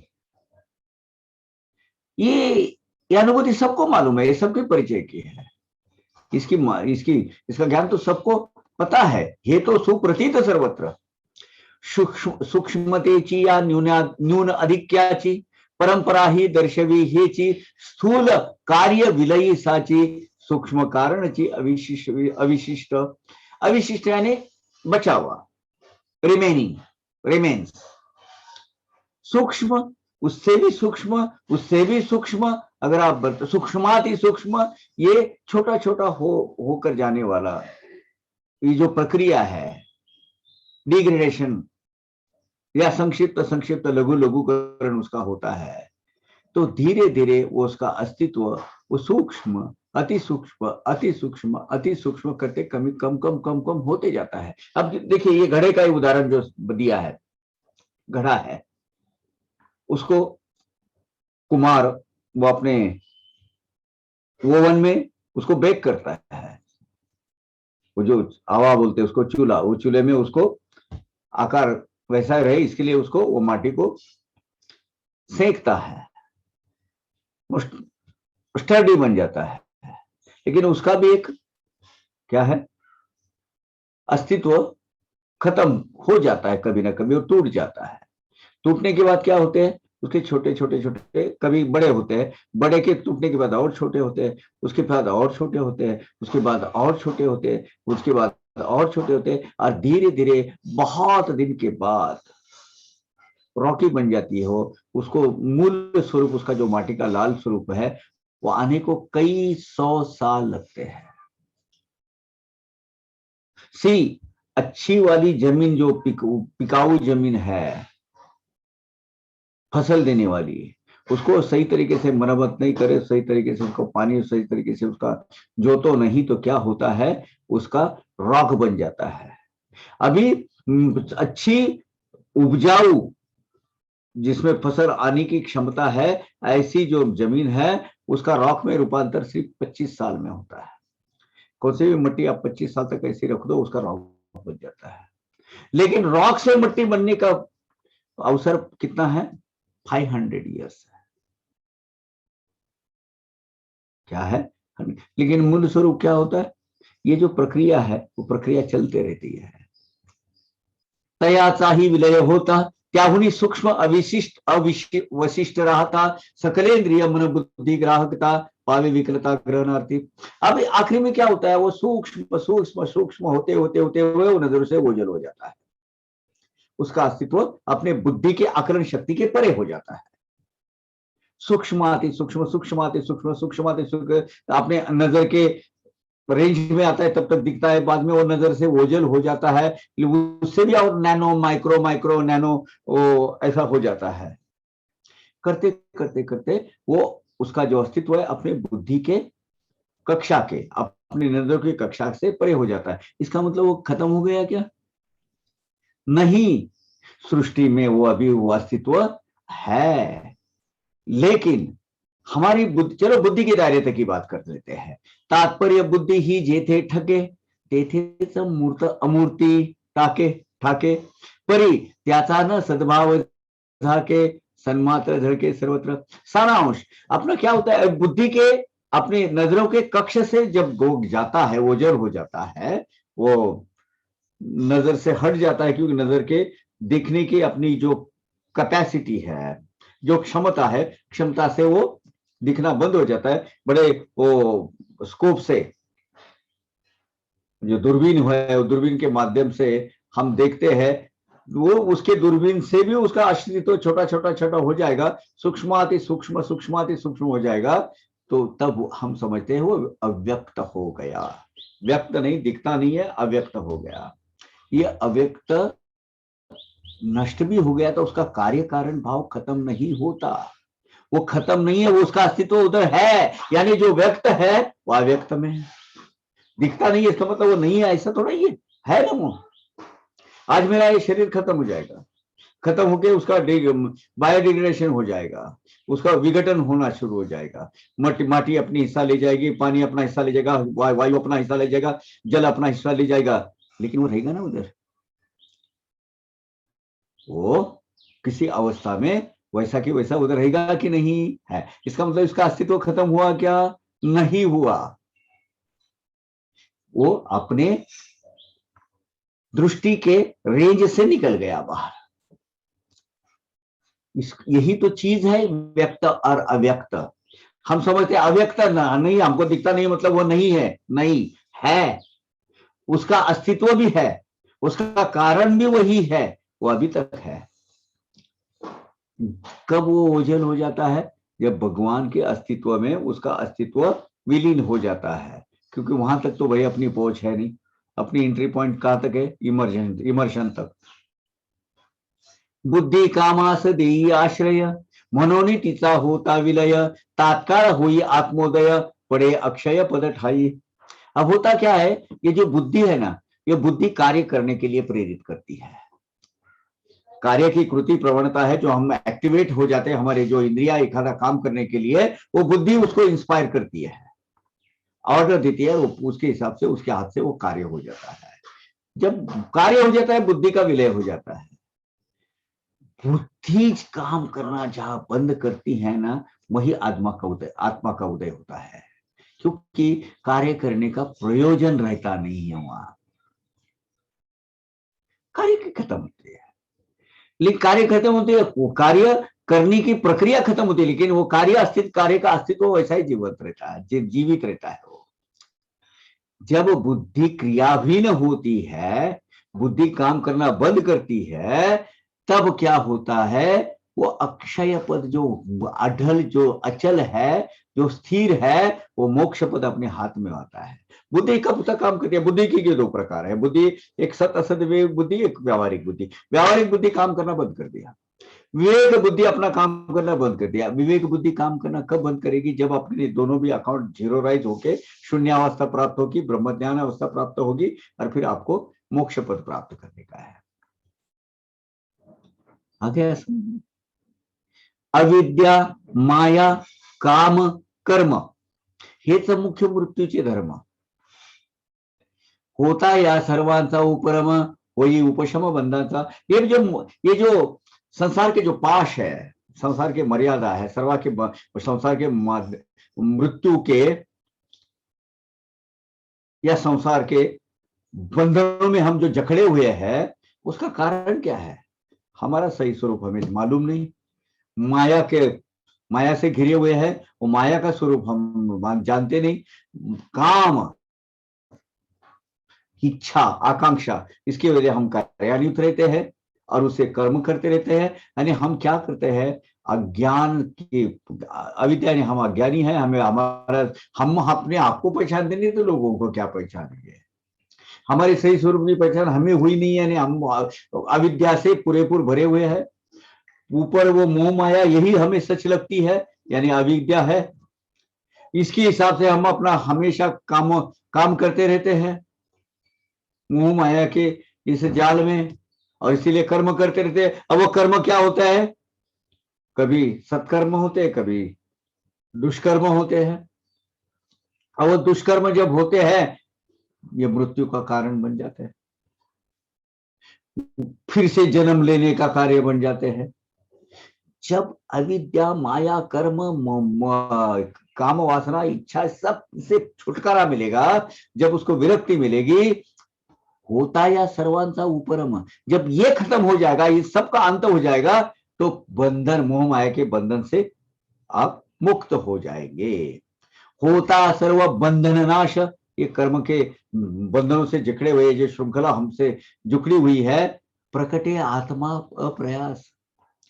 जिस दिन हम ये संसार के तापों से, मर्यादा से बाहर आते हैं, संपूर्ण विरक्ता अवस्था प्राप्त करते हैं, स्वस्वरूप की पहचान करवा लेते हैं, भगवान के अस्तित्व हमें जहां तक हमें दिखाई देता है, स्वस्वरूपी पाहता बिंबी बिंब उमटे, वो मराठी का ज्ञानेश्वर मौली का है। स्वस्वरूपी दिखने के बाद ही वो आत्माराम हमें दिखना चालू कर देता है। अब वो आत्माराम हमें जब दिखता है तो वो बिना, जब स्वस्वरूप का ज्ञान हो जाता है, यानी वो तो उसके लिए अथक प्रयास वहां तक करने, उसके बाद वो आत्माराम आपके साथ अनुसंधानित हो जाता है। जैसा मेघ, आकाश में जो मेघ होता है, वो मेघ हट जाने के बाद तो सूर्य प्रकाश आता ही है ना। वो सूर्य प्रकाश आने के लिए आत्मा क्या होता है, कर्म बंध का जब नाश होता है, आत्मा का ऊपर का जो जितने लेयर्स है, ये जो डस्ट के, वो सब निकल जाते हैं, आदि अविद्या के, शुद्ध बुद्ध पवित्र आत्मा का उद्धार उस वक्त होता है, और वो मोक्ष पद का अधिकारी बन जाता है। इसीलिए जिस प्रकार ये जो मेघ होते हैं, मेघ ढक देते हैं सूरज को, जैसे वो मेघ निकल जाते हैं, वो सूर्य प्रकाश स्पष्ट रूप से हमें दिखाई देता है। तो मोह माया की बंधन यानी वो मेघ है, उसका एक बार सही स्वरूप समझ गया तो आत्मा ध्यान का प्रकाश एक बार आ गया, तो इसीलिए अविद्या, माया, काम, कर्म और कर्म बंध, इसके पाश दूर होने से ही आत्मोदय होता है, आत्मा का उद्धार होता है। हम क्या करते हैं, हम यही नहीं समझते ना, शरीर में हे माझे धन या नाव दृढ़ देहाभिमान, हेची हृदय ग्रंथी बंधन, हृदय ग्रंथी मोह माया से निर्माण हुआ कर्म बंध, हृदय ग्रंथी बंधन, दुखादि वेषण मायेचे, ये दुखों का आगर बन जाता है। और इसे किसने किया है, ये माया ने किया है। पहले तो ये है भाई, ये देह यानी मैं कौन हूं, हाँ ये मेरा है, आई एम का, आई एम द ग्रेटेस्ट, हो गया खत्म इधर ही। ये देह यानी तू नहीं है बंदे, उसके अंदर का जो बैठा हुआ आत्माराम है, जिस दिन ये निकल जाएगा उस दिन तेरा देह का कुछ भी नहीं होगा। सो व्हाट यू आर ये नहीं है ए फिजिकल, ये यहां बैठा हुआ मोह माया ने निर्माण किए हुए जो कर्म बंध है, धन संपत्ति पुत्र पत्नी सब मेरे है, ये तो देहाभिमान है। मेरा लड़का, मेरी लड़की, मेरा घर, मेरी गाड़ी, मेरा घोड़ा, मेरे जानवर, मेरी संपत्ति, और मेरा है, मैंने किया, मैं उसका करता हूं। ये आभासी दुनिया से जब बाहर आने का है होगा, जब तक नहीं आते तब तो वो देहाभिमान है। ये यानी मैं, जिस दिन आप अपने देह को, जिस दिन तक अपने देह को यानी आप अपने आप को समझते हो, उस दिन खत्म। उस वक्त तक आपको जन्म मृत्यु चलते रहेगा। जिस दिन आपको समझेगा यानी ये देह यानी मैं नहीं हूं, ये सृष्टि प्रसारा ये सब जगह है, उसमें मैं रहता हूं, मैं जीवात्मा हूं, जी रहा हूं, लेकिन मेरा उद्देश्य क्या है, ये अंतरात्मा जो है, वो अंतरात्मा की एक वायर, एक कनेक्टिविटी, एक फ्रीक्वेंसी, एक लेंथ तक मुझे भगवान के पास लेके जाना है, और वो वायरलेस है। वायरलेस है, जैसे आपका वो मोबाइल वायरलेस है, वो एक फ्रीक्वेंसी फिक्स की हुई है, वो नंबर पर आप कनेक्ट होते हैं। उसी ठीक तरह ये जीवात्मा की एक फ्रीक्वेंसी फिक्स करके रखी है जीवात्मा से जोड़ने की, और वो जोड़ने का जो फ्रीक्वेंसी जब तक कि आप कैच नहीं करते हो ना, वेवलेंथ पर जो लहर जो होती है, उस स्पंदन पर आप जब तक कैच नहीं करते हो, तब तक आपको भरकस प्रयत्न करते ही रहना चाहिए, जब तक कि वो कनेक्टिविटी नहीं होती है तब तक वो अपने आप को अपनी समझते रहेंगे। नहीं, ये मोह माया से निर्माण किया हुआ भ्रम मूलक जो कर्म बंध है, उससे अगर आपको उसी से संसार ताप, उसी से संसार भोग, उसी से दुख, यानी हृदय ग्रंथि बंधन, उसी से संसार की मर्यादाएं खत्म होती है। और ये कैसे है? ये दुख सुख, ये भावनाएं मोह माया ने क्रिएट करके रखी हुई है, आपसे उसका संबंध नहीं है। अगर जब जब कब तक संबंध है उसका? जब तक आप यहाँ अपने आप को नहीं पहचानते तब तक ये संबंध बनते रहेगा भाई। जरी हा देह एकदा निमाला, कर्म बीजे देहांतर लादला। अभी सुनिए सही प्रवास। जरी हा देह एकदा निमाला, कर्म बीजे देहांतर लादला, ते बीज निशेष गाळावयाला, चुकला की आला पुनर्जन्म। यही तो है। दिस इज ये मर्म है, ये मर्म है। क्या? एक बार ये देह का अंत हो गया, लेकिन कर्म भोग अगर खत्म नहीं हो गया होगा तो फिर वो जीवात्मा वो पूरा करने के लिए फिर से एक नया देह धारण कर देती है, यानी देह का देहांतर हो जाता है, उसको किसी दूसरे देह में आ जाता है वो। अब जरूरी नहीं कि वो मानव का ही हो, क्योंकि इस जन्म में आपने जो कर्म किया है उसके ऊपर अगला कर्म, अपना अगला जो जन्म कौन सा आने वाला है ये भगवान परमात्मा तय कर लेते हैं। यानी कर्म भोग संपूर्णता जब तक नष्ट नहीं करते हैं, क्यों? दो चीजें है। क्या लिखा है? ये कर्म बीजे देहांतर लादला, ते बीज निशेष जाड़ा हुआ। ये जो कर्म बीज है यही खत्म करना है, इसको जलन है। कर्म कर्म बंधन सब खत्म करना है। बुद्धि का वापर करने की, बुद्धि का जो इस्तेमाल करने की जो नौबत हम पर आती है वो खत्म हो। इसलिए बाबा क्या बोलते हैं? बुद्धि ही नहीं बोलते हैं उनको। क्यों? उसको इस्तेमाल करने की जरूरत नहीं है उनको। कोई कर्म उनके पास है नहीं, कर्म बंधन उनके पास है नहीं, लिए बाबा को बोलते हैं, एक भगवान का नाम है बुद्धिहीन। बुद्धि का सवाल ही पैदा नहीं होता, क्योंकि हमारे जो कर्म भोग है संपूर्णता नष्ट करने के लिए, उसका समूल नाश करने के लिए वो भोग के ही खत्म करने हैं। लेकिन उसमें से ये आप हमेशा रखो कि नए दुष्कर्म का, पाप कर्म का, कौन से कर्म का निर्माण न हो। सत्कर्म है भगवान को दे दो, पूरे कर्म है भुगत भुगत उसको भुगतना पड़ेगा, उसके सिवा खत्म नहीं होंगे। भोग भुगतना ही है।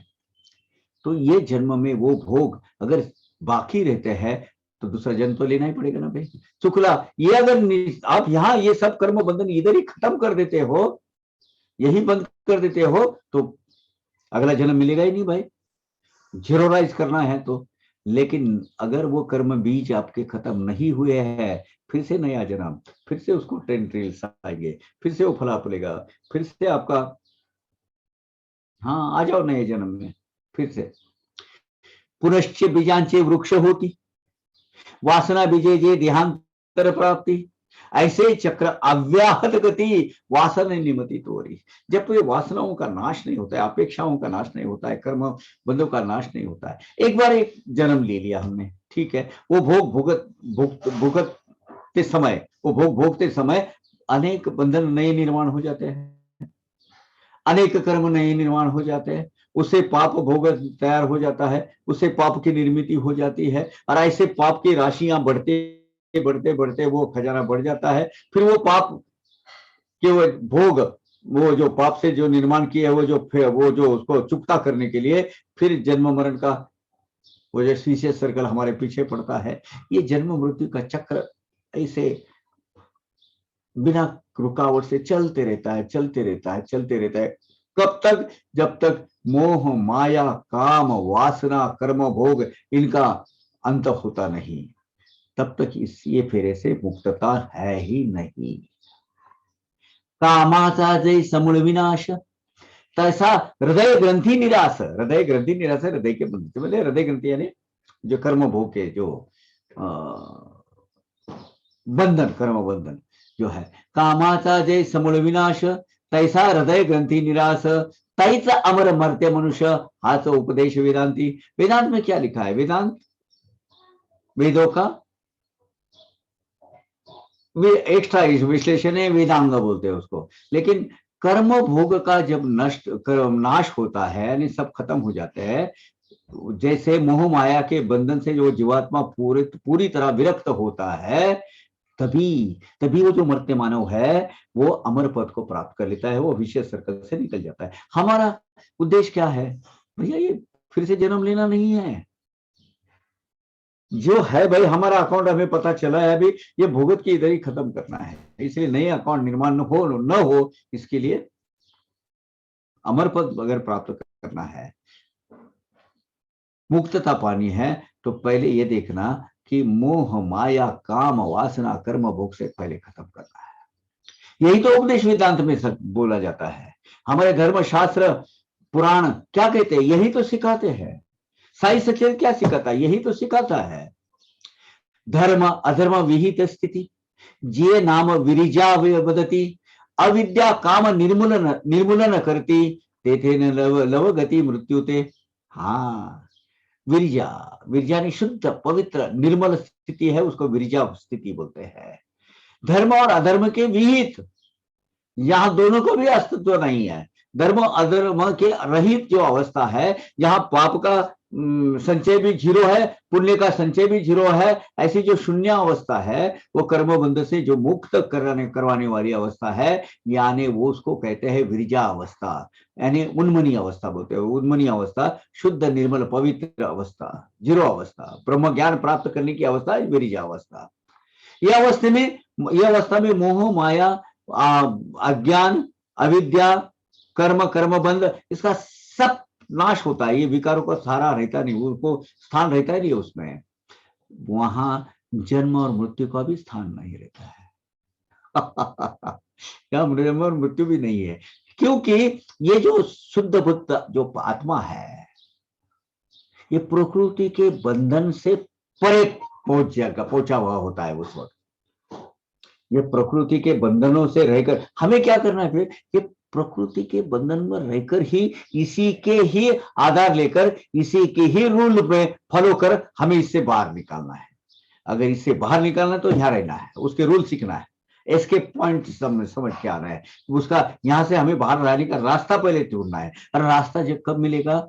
आत्मस्वरूप के ज्ञान से। आत्मस्वरूप का ज्ञान कौन देगा? भगवंत साईनाथ देंगे, क्योंकि वो सदगुरु तत्व उसी के लिए बनाया हुआ है।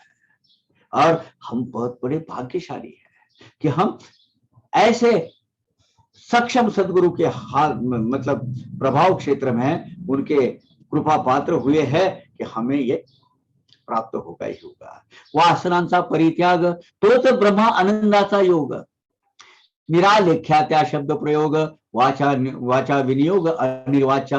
अब यहाँ टर्मिनोलॉजी दी है, अनिर्वाच, अनिर्वाच, निरालेख्य, ब्रह्मानंद, ये क्या है? निरालेख्य, निरालेख्य यानी जिसका उल्लेख नहीं हो सकता, जिसको शब्दबद्ध किया नहीं जा सकता, जिसका वर्णन हो ही नहीं सकता। अनिर्वाच्य, वाणी ने जिसका वर्णन नहीं कर सकते, ऐसा जिसका वाणी से वर्णन नहीं होता है। निर्वाच्य, जिसकी वाचा के परे। जब वासनाओं का समूल नाश हो जाता है और विरक्त अवस्था प्राप्त होती है, तभी ब्रह्मानंद प्राप्ति का योग आता है।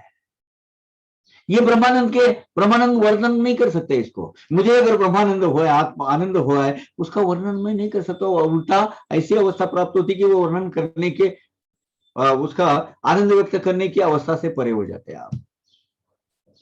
हम कोई बोल सकते कोई आनंद हो गया तो कितना किलो आनंद है तेरे पास? बोल सकते हैं। कितना मीटर है?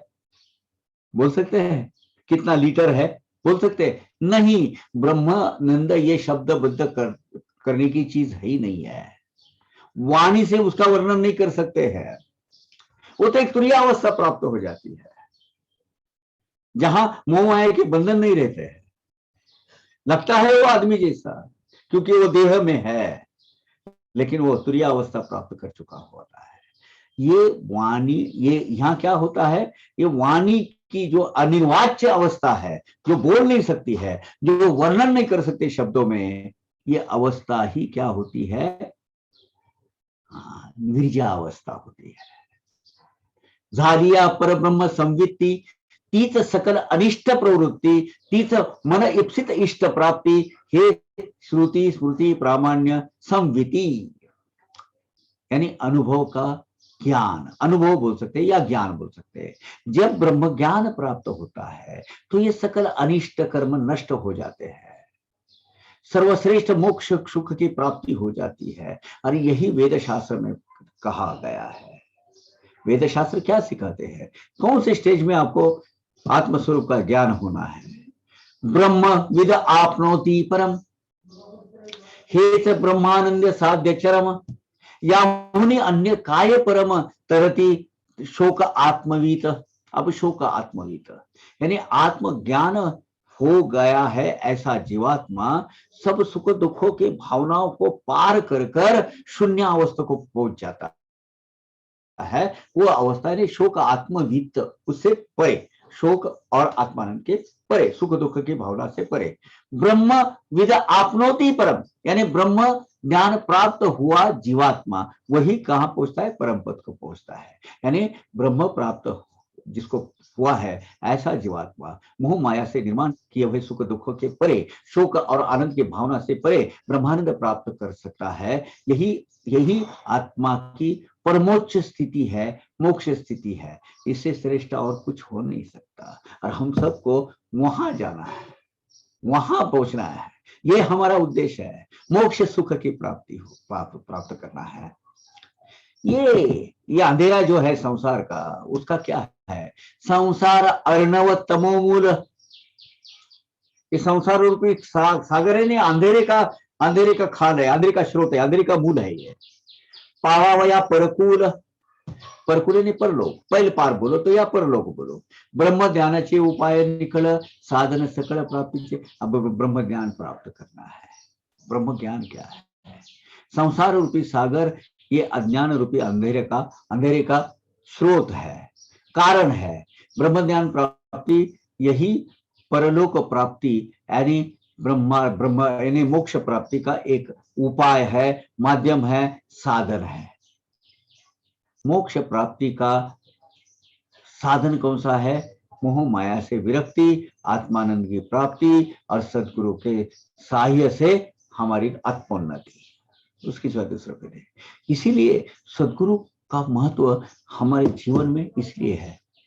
वदले साईनाथ गुरुवर्य, उद्गार ज्यांचे अमोघ वीर्य, पाहिजे निष्ठेचे अल्पधैर्य, महद आश्चर्य पावाल।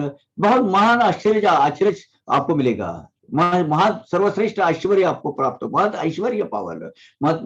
महद ऐश्वर्य, महान ऐश्वर्य का मोक्ष सुख, उसके सिवाय सर्वश्रेष्ठ कुछ है ही नहीं है। अमोघ वीर्य यानी अचूक, बिना कोई गलती से, रामबाण ठेठ। सदगुरु साईनाथ महाराज के ये जो बोल है सीधे, कोई पूरा की उसमें कोई गलती फ्लॉ हो ही नहीं सकता, ऐसे शाश्वत रहते हैं। उसकी अनुभूति अगर आनी है तो आपको साईं बाबा के चरणों में निष्ठा युक्त धीरज यानी श्रद्धा और सबूरी ये होना बहुत जरूरी है। तभी आप वो महान ऐश्वर्य जो सर्वश्रेष्ठ सुख है बनने के हकदार बन जाते हो। असन्मात्र अवघे दृश्य हेतु मानने एते अशक्य अवश्य, स्वप्न दर्शन ज्ञा प्रत्यक्ष सर्व ही अदृश्य प्रबोधि। ये सर्व दृश्य दिखता है, ये भ्रम मूलक है, भासमान है, सत्य नहीं है। जब आपको ब्रह्म ज्ञान प्राप्त होगा, ईश्वर का सही स्वरूप की प्राप्ति होगी, आत्म स्वरूप की प्राप्ति होती, तो ये आपको मानना ही पड़ता है। मानना पड़ता है मतलब वो अवस्था आ ही जाती है, ये सब मेरी लड़की, मेरा लड़का, मेरा बीवी, मेरा पतिदेव, मेरा बच्चा, मेरा बच्चा, सब कुछ छलावा है, भ्रम है। स्वप्न के दर्शन, सपने में हम जो दृश्य देखते हैं वो जब हम जागे हो जाते हैं तो क्या हो जाते हैं, स्वप्न दर्शन क्या प्रत्यक्ष, वो प्रत्यक्ष में आते हैं क्या कभी? नींद खुलते ही वो जो श्रृंखला टूट जाती है। वैसे ही ये प्रकृति में हमारे दृष्टि को दिखने वाला जो हर एक चीज है वो भी परमानेंट का रहता है, ऋतु के हिसाब से बदलते रहता है, यानी भ्रामक है। वो भास निर्माण करने वाला, ये आभासी दुनिया है। येथवरी बुद्धीची धाव, येथवरीच आत्म्याशी स्वभाव सद्भाव, परी जेथे न जेथे न सदसता ठाव, तो तत्वभाव तो आत्मा सत असतता सदसता, असं लिहिलंय, सत असतता यानी दिखना या न दिखना, दृश्य या अदृश्य, व्यक्त या अव्यक्त, होना नहीं होना। जब तक यह हमारी बुद्धि की रेंज है, बुद्धि की कक्षा है, क्षमता है, वो मर्यादा तक ही हम वही प्रमाण से, वही मतलब परिणामों से हम क्या करते हैं, आत्मा का आकलन करते हैं। लेकिन या दिखना या नहीं दिखना, दृश्य है या अदृश्य है, ये प्रकार अस्तित्व में नहीं रहता, क्योंकि वहां ब्रह्म ज्ञान प्राप्ति होती है, अंतर ज्ञानों से पता चल जाता है। वहां ये बाहरी आंख देखने की यूज इस्तेमाल करने की जरूरत ही नहीं होती है। यानी दृश्य और अदृश्य के परे जो आत्मा का सम्यक ज्ञान, उसका दर्शन कौन करवाता है हमें? सद्गुरु करवाते हैं। सद असत असदादि प्रत्यय वर्जित, अलिंग सर्वशेष सर्व विशेष रहित, तेच शब्द शब्दांतर वर्णित, तेच सर्वगत गुरु रूप। यानी क्या है? सत असत प्रत्यय वर्जित, सत का असत का अनुभूति से परे। सत क्या है, असत क्या है, इसकी अनुभूति से परे। अलिंग यानी लिंग भेद के रहित, स्त्री है, पुरुष है, नर है, मादा है, नहीं। शब्द शब्दांतर वर्णित, यानी शब्द और शब्द के बाहर खामोशी, खामोशी से भी वो वर्णन किया जाता है, उसकी अनुभूति ली जाती सकती है, उसका वो महसूस की जाती है। ऐसा ज्ञान, ज्ञान प्राप्त करने के लिए जब सदगुरु के सामने बैठो, सिर्फ शांत बैठो, आपको ज्ञान प्राप्त हो जाएगा। कोई शब्दों का आदान प्रदान होने की जरूरत नहीं है। वहां दोनों शब्दों के बीच में जो अंतर है, बीच में जो गैप है ना, वो गैप में भी व्यक्त होने वाला जो भाव है, उसमें जो ध्वनित होने वाला भाव है, उसका जो वर्णन करने का, शब्द और शब्दांतर के बीच में जो अंतर है, उसके बीच में जो भाव वर्णित होता है, यानी हुआ क्या? दृश्य स्वरूप, अव्यक्त स्वरूप, इसमें भेदभाव न होता ही नहीं है। व्यक्त अव्यक्त ऐसे प्रत्यय उसको रहते ही नहीं है। स्त्री और पुरुष ऐसे लिंगबद्ध होते ही नहीं है। नाम रक रूप रंग आकार ऐसे ऐसी कौन सी भी उपाधियां उसको होती नहीं है। शब्द और शब्द के सिवाय, शब्द के बजाय, कुछ भी शब्द के बिना व्यक्त होने वाली भाव वर्णन का जो भाव विश्व है, वो सदगुरु का सही स्वरूप है। ये मेरे गुरु है, मेरा ऐसा कोई जरूरत नहीं है। बाबा का बनकर रहना, तन मन धन से उनके साथ रहना और उनके साथ कनेक्टिविटी रहना, यही सदगुरु की ये पर्याप्त है, इतना पर्याप्त होता है। आत्मा सर्व विशेष रहित, 65 स्टैंजा 65। आत्मा सर्व विशेष रहित, जरा जन्म मरणातीत, हा पुराण आणि शाश्वत, अपक्षय वर्जित सर्वता। आत्मा ये सब गुणों विशेषणों के परे है। आत्मा को कोई ध्यान नाम नहीं है। आत्मा अनादि अनंत है, वो टुकड़ा टुकड़ा भी नहीं होता उसका। वो भगवान ही उसके अंशावतार में यहाँ बैठता है, लेकिन वो यहाँ आने के साथ वो पूर्ण अवतार हो जाता है। वो पुराण है, सनातन है। ये ब्रह्मांड के पहले भी था, ब्रह्मांड के अस्तित्व के बाद भी रहने वाला है। वो जन्म मरण के परे है, प्राचीन है, ये अविनाशी है। इसका कोई भी शस्त्र से उसको छेद नहीं किए जाते, उसके टुकड़े टुकड़े नहीं कह सकते। कोई भी वायु नैनम छिन्नन्ति शस्त्राणि नैनम ददति पावकः न चैन क्लेदयन्त्यापो न शोषयति मारुता। कोई से भी हवा उसको उड़कर नहीं ले जा सकते। कोई भी शस्त्र उसके शस्त्र से उसके टुकड़े नहीं हो सकते। कोई सी तरह की अग्नि उसको जला नहीं सकती। ऐसा है। ये कैसा है? हा नित्य अज पुरातन, सर्वगत जैसे गगन, अनादि आणि अविच्छिन्न, वृद्धि शून्य, अविक्रय अविक्रिय यानी ब्रह्म सर्वव्याप्त, अविच्छिन्न, जिसका खंड नहीं हो सकता, अखंडित है, वो सर्वव्याप्त है, अज जन्म रहित है, वो स्वयंभू है, वो पैदा नहीं हुआ, स्वयं प्रकट होता है। आत्मा नित्य, स्वयंभू, पुरातन, आकाश के जैसा सर्वव्यापी, अनादि अनंत है, अखंड है, कम कम अधिक नहीं होने वाला है और सर्वव्याप्त परब्रह्म है। जे अशब्द आणि अरूप, अनादि अनंत आणि अमूप, अव्यय अगंध अरस अलेप, कवनाते स्वरूप वर्णवेल। क्या बात है। आत्मा का यथार्थ ज्ञान, आत्मा का यथार्थ वर्णन हम शब्दों में नहीं कर सकते। कोई नहीं बता सकता आत्मा ऐसा होता है, आत्मा वैसा होता है, आत्मा ये दिखाता है, आत्मा को ये भावना होती है, आत्मा का शेप ऐसा है। कोई उसका आत्मा का नाम, रूप, रंग, आकार, स्पर्श, रस, गंध कुछ नहीं रहता है। उसको आकारहीन है, वो सनातन है और अनादि अनंत है। परी दिसेना ऐसिया निर्गुणा, नेनते पणे जरी नेना, ज्ञाने दौडा हा ज्ञानपणा, कधी न मना शून्यतया। लेकिन ये जो निर्गुण निराकार परमात्मा है, जो अपने अज्ञान की वजह से हम उसको पहचान नहीं पा रहे हैं, उसको जान नहीं पा रहे हैं, क्यों? अज्ञान की वजह से। तो हमें क्या होना करना है? हमारा अज्ञान का नाश करना है और हमारे ज्ञान से वो प्राप्त करना है, वो जान लेना है, उसको भक्ति से प्राप्त करना है, ज्ञान से जान लेना है और कर्मों से उसको परमानेंट हमारे पास रखना है।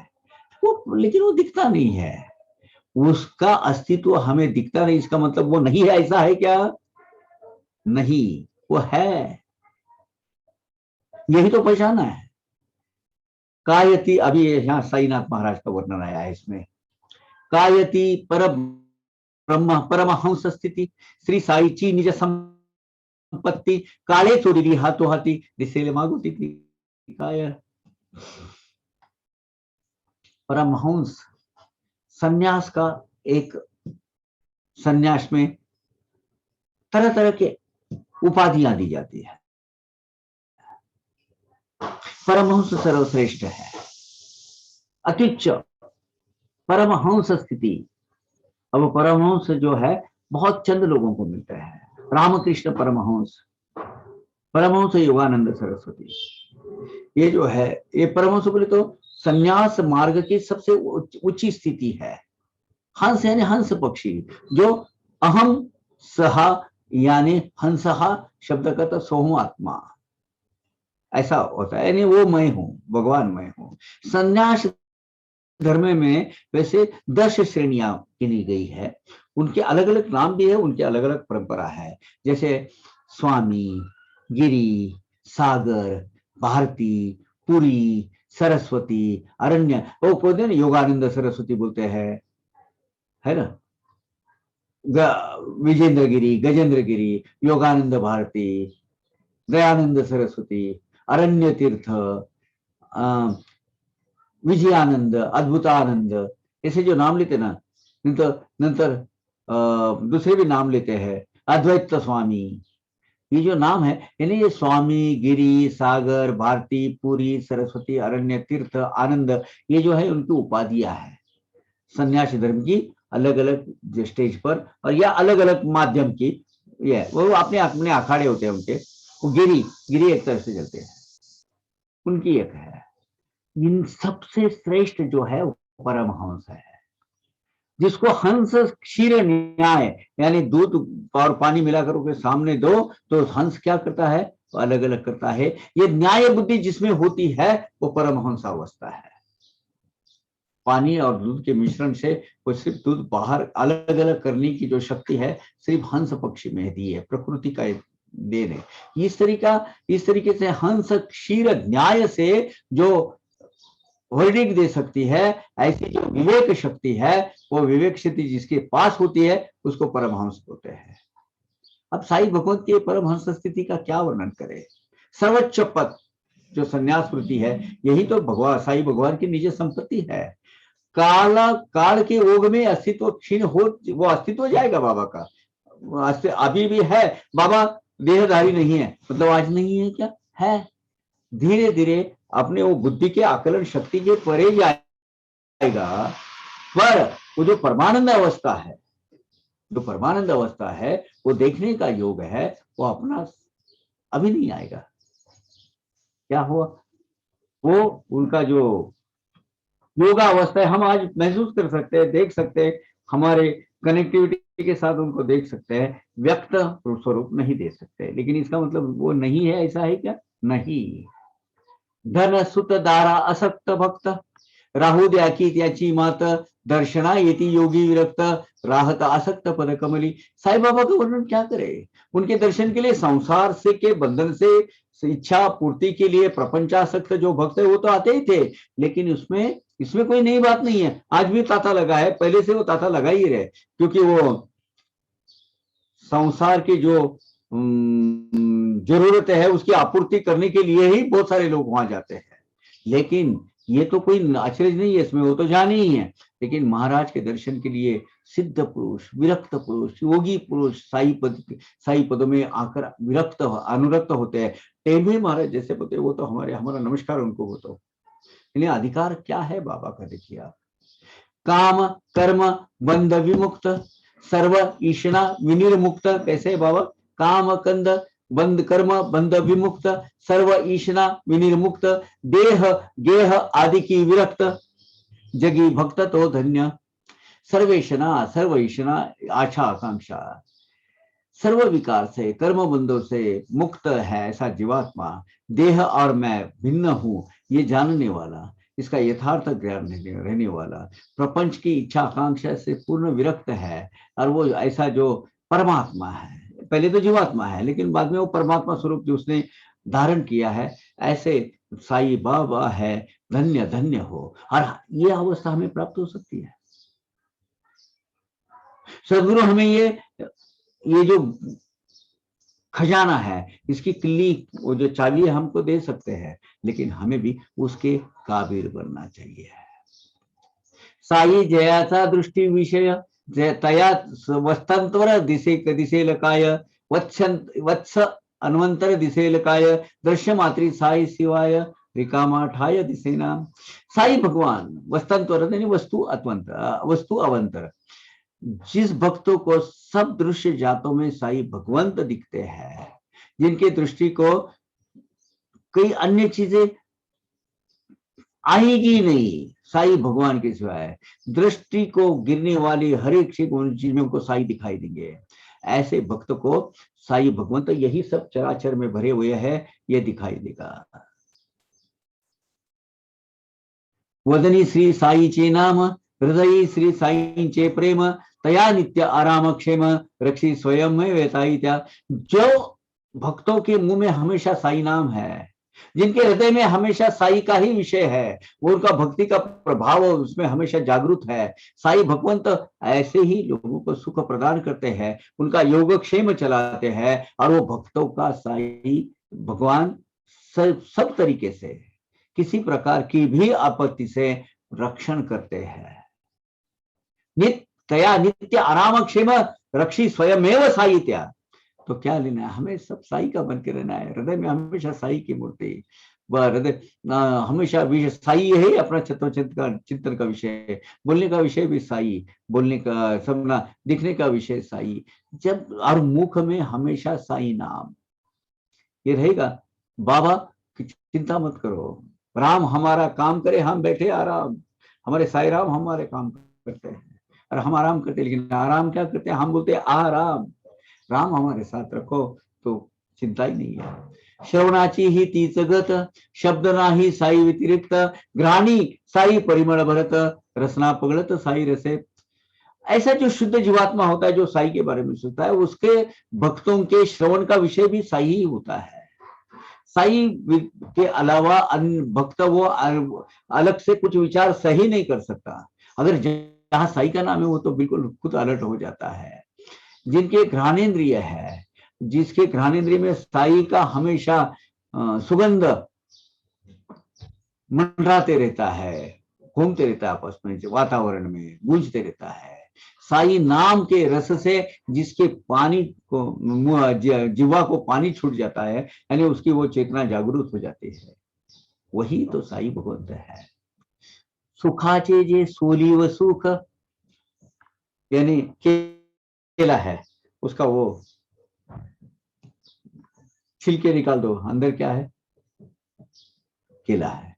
सीख तरीका सुख है, सुख का बाहर का आवरण निकालने के बाद अंदर जो शाश्वत सुख है, बाहर का सुख तो वो तो उपभोग का है, वो तो ऐश्वर्य का सुख है, वो दिखावा है, वो शाश्वत सुख नहीं है। सुखाचे जे सोलीव सुख काय साईंचे सुहास्य मुख धन्य भावाचा तो देख तेने ते शब्द पीयूक सेविले। साई बाबा के मुख से आई हुई अमृतवाणी जिसको सुने का योग आया, सही में भाग्यवंत है लोग। ये जो हिमाल पंत और इन्होंने वर्णित किए हुए जितने भी 100, 150, 200 लोग हमारे, वैसे तो अनगिनत है, लेकिन 200, 300 लोगों की जो हिस्ट्री हमें मिलती है, साई भगवत की प्रसन्न मुद्रा, उनके प्रसन्न भाव, यानी सुख का मानो बहुत ऐसा एक क्या लहर, डैम, फॉल, ऐसा ही होता था वो। साई बाबा के मुख से अमृतवाणी सुनने का जिसको योग आया, सही में भाग्यवान है वो लोग।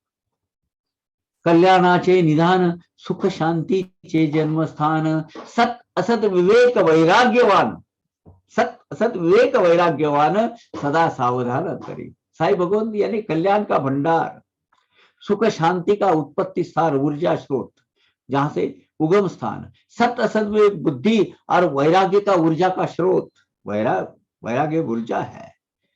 अंतरंग से सदा सर्वश्रेष्ठ परमेश्वर के सर्वठाई अस्तित्व जानकर हमेशा अलर्ट रहने वाले ऐसे साई भगवंत है, ऐसे हमारे साई भगवंत है। गोर से श्री वत्सधाले तरी न माय पासून हाले तैसे मन हे पाइजे बांधिले दावनी दाविले गुरुपाई। हम नहीं कैसे रहना चाहिए। गाय का बछड़ा होता है, माता के स्तन से पिया हुआ दूध पीकर वो तृप्त होता है, लेकिन वो माता के इर्द गिर्द घूमते रहता है। माता किसी नहीं, उसको लाड प्यार करेगा, लचार करेगा, जाएगा, चाटेगा, ये करेगा, माता के से दूर जाता नहीं है वो। वैसे प्रेम बंध रूपी धागे से गुरु चरण के पास हमें हमेशा के लिए उनको जकड़ के रखो, अपने आप उनके चरणों में जकड़ के रखो। ऐसे हमें उनको बंधन, उनके बंधन में रहना है, उनके कृपा पात्र के बंधन में रहना है। वाह वया गुरु कृपा अनुरागा वंदा तत्पद कमल परागा। वाह क्या बात है, तत्पद कमल परागा, यानी फूलों के अंदर जो रजोकण होते हैं, उनके चरण रूपी कमल के अंदर के परागकण। गुरु कृपा अगर हमें होनी है, उनका अनुग्रह प्राप्त करना है, उनकी कृपा प्राप्त, अनुराग प्राप्त करना है, तो वंदा उनके चरणों के चरण रूपी कमल के पराग के क्षण को उनको वंदन करो, जो बहुत सुगंधित है, मोहित करते हैं। कि लिया हित बोधागा अनुभोग्यागा पदोपरि। साई की कृपा प्राप्त करने के लिए, साई भगवत को प्रसन्न करने के लिए साई समर्थ के चरण कमल के रजोकण का दर्शन लीजिए, साई पद में आसक्त हो जाइए। आत्मसुख आत्मबोध कैसा किसमें है, इसका हमेशा ध्यान रखिए, उसका भान हमेशा अलर्ट रखिए, और साई भगवंत हम पर जो प्रेम की वर्षा करते हैं, उसकी अनुभूतियां लेकर हमेशा उस भक्ति के मस्ती में मस्त रहिए। यहां खत्म करते हैं। आज हम 78 हो गए हैं। मुझे मालूम है पूरा कंप्लीट अध्यात्म है, जितना उसको क्या बोलते हैं आसान करके बताने की कोशिश किया हूं, फिर भी इसका रिवीजन करते रहिएगा। जो मैंने बोला है वो रिवीजन करते रहिएगा। ये सहज प्राप्त होने वाला साधन नहीं है। मेरा कहना यह है, ब्रह्म ज्ञान के और साई सच्चरित्र के 53 अध्याय में ब्रह्म ज्ञान की सही प्राप्ति कैसी होनी है और क्या होनी है, ये 16वें 17वें अध्याय सबको गुड लगते हैं, वो ज्यादा जटिल लगते हैं, उससे भी 37 अध्याय है। 6, 8, 10, 16, 17, 19, 23, 37 और 50, ये 9 अध्याय जो है ना, 9 अध्याय ध्यान से हमेशा उसका रिवीजन करते रहेगा, वो समझ लेना पहले। ओम श्री साई नाथाय नमः।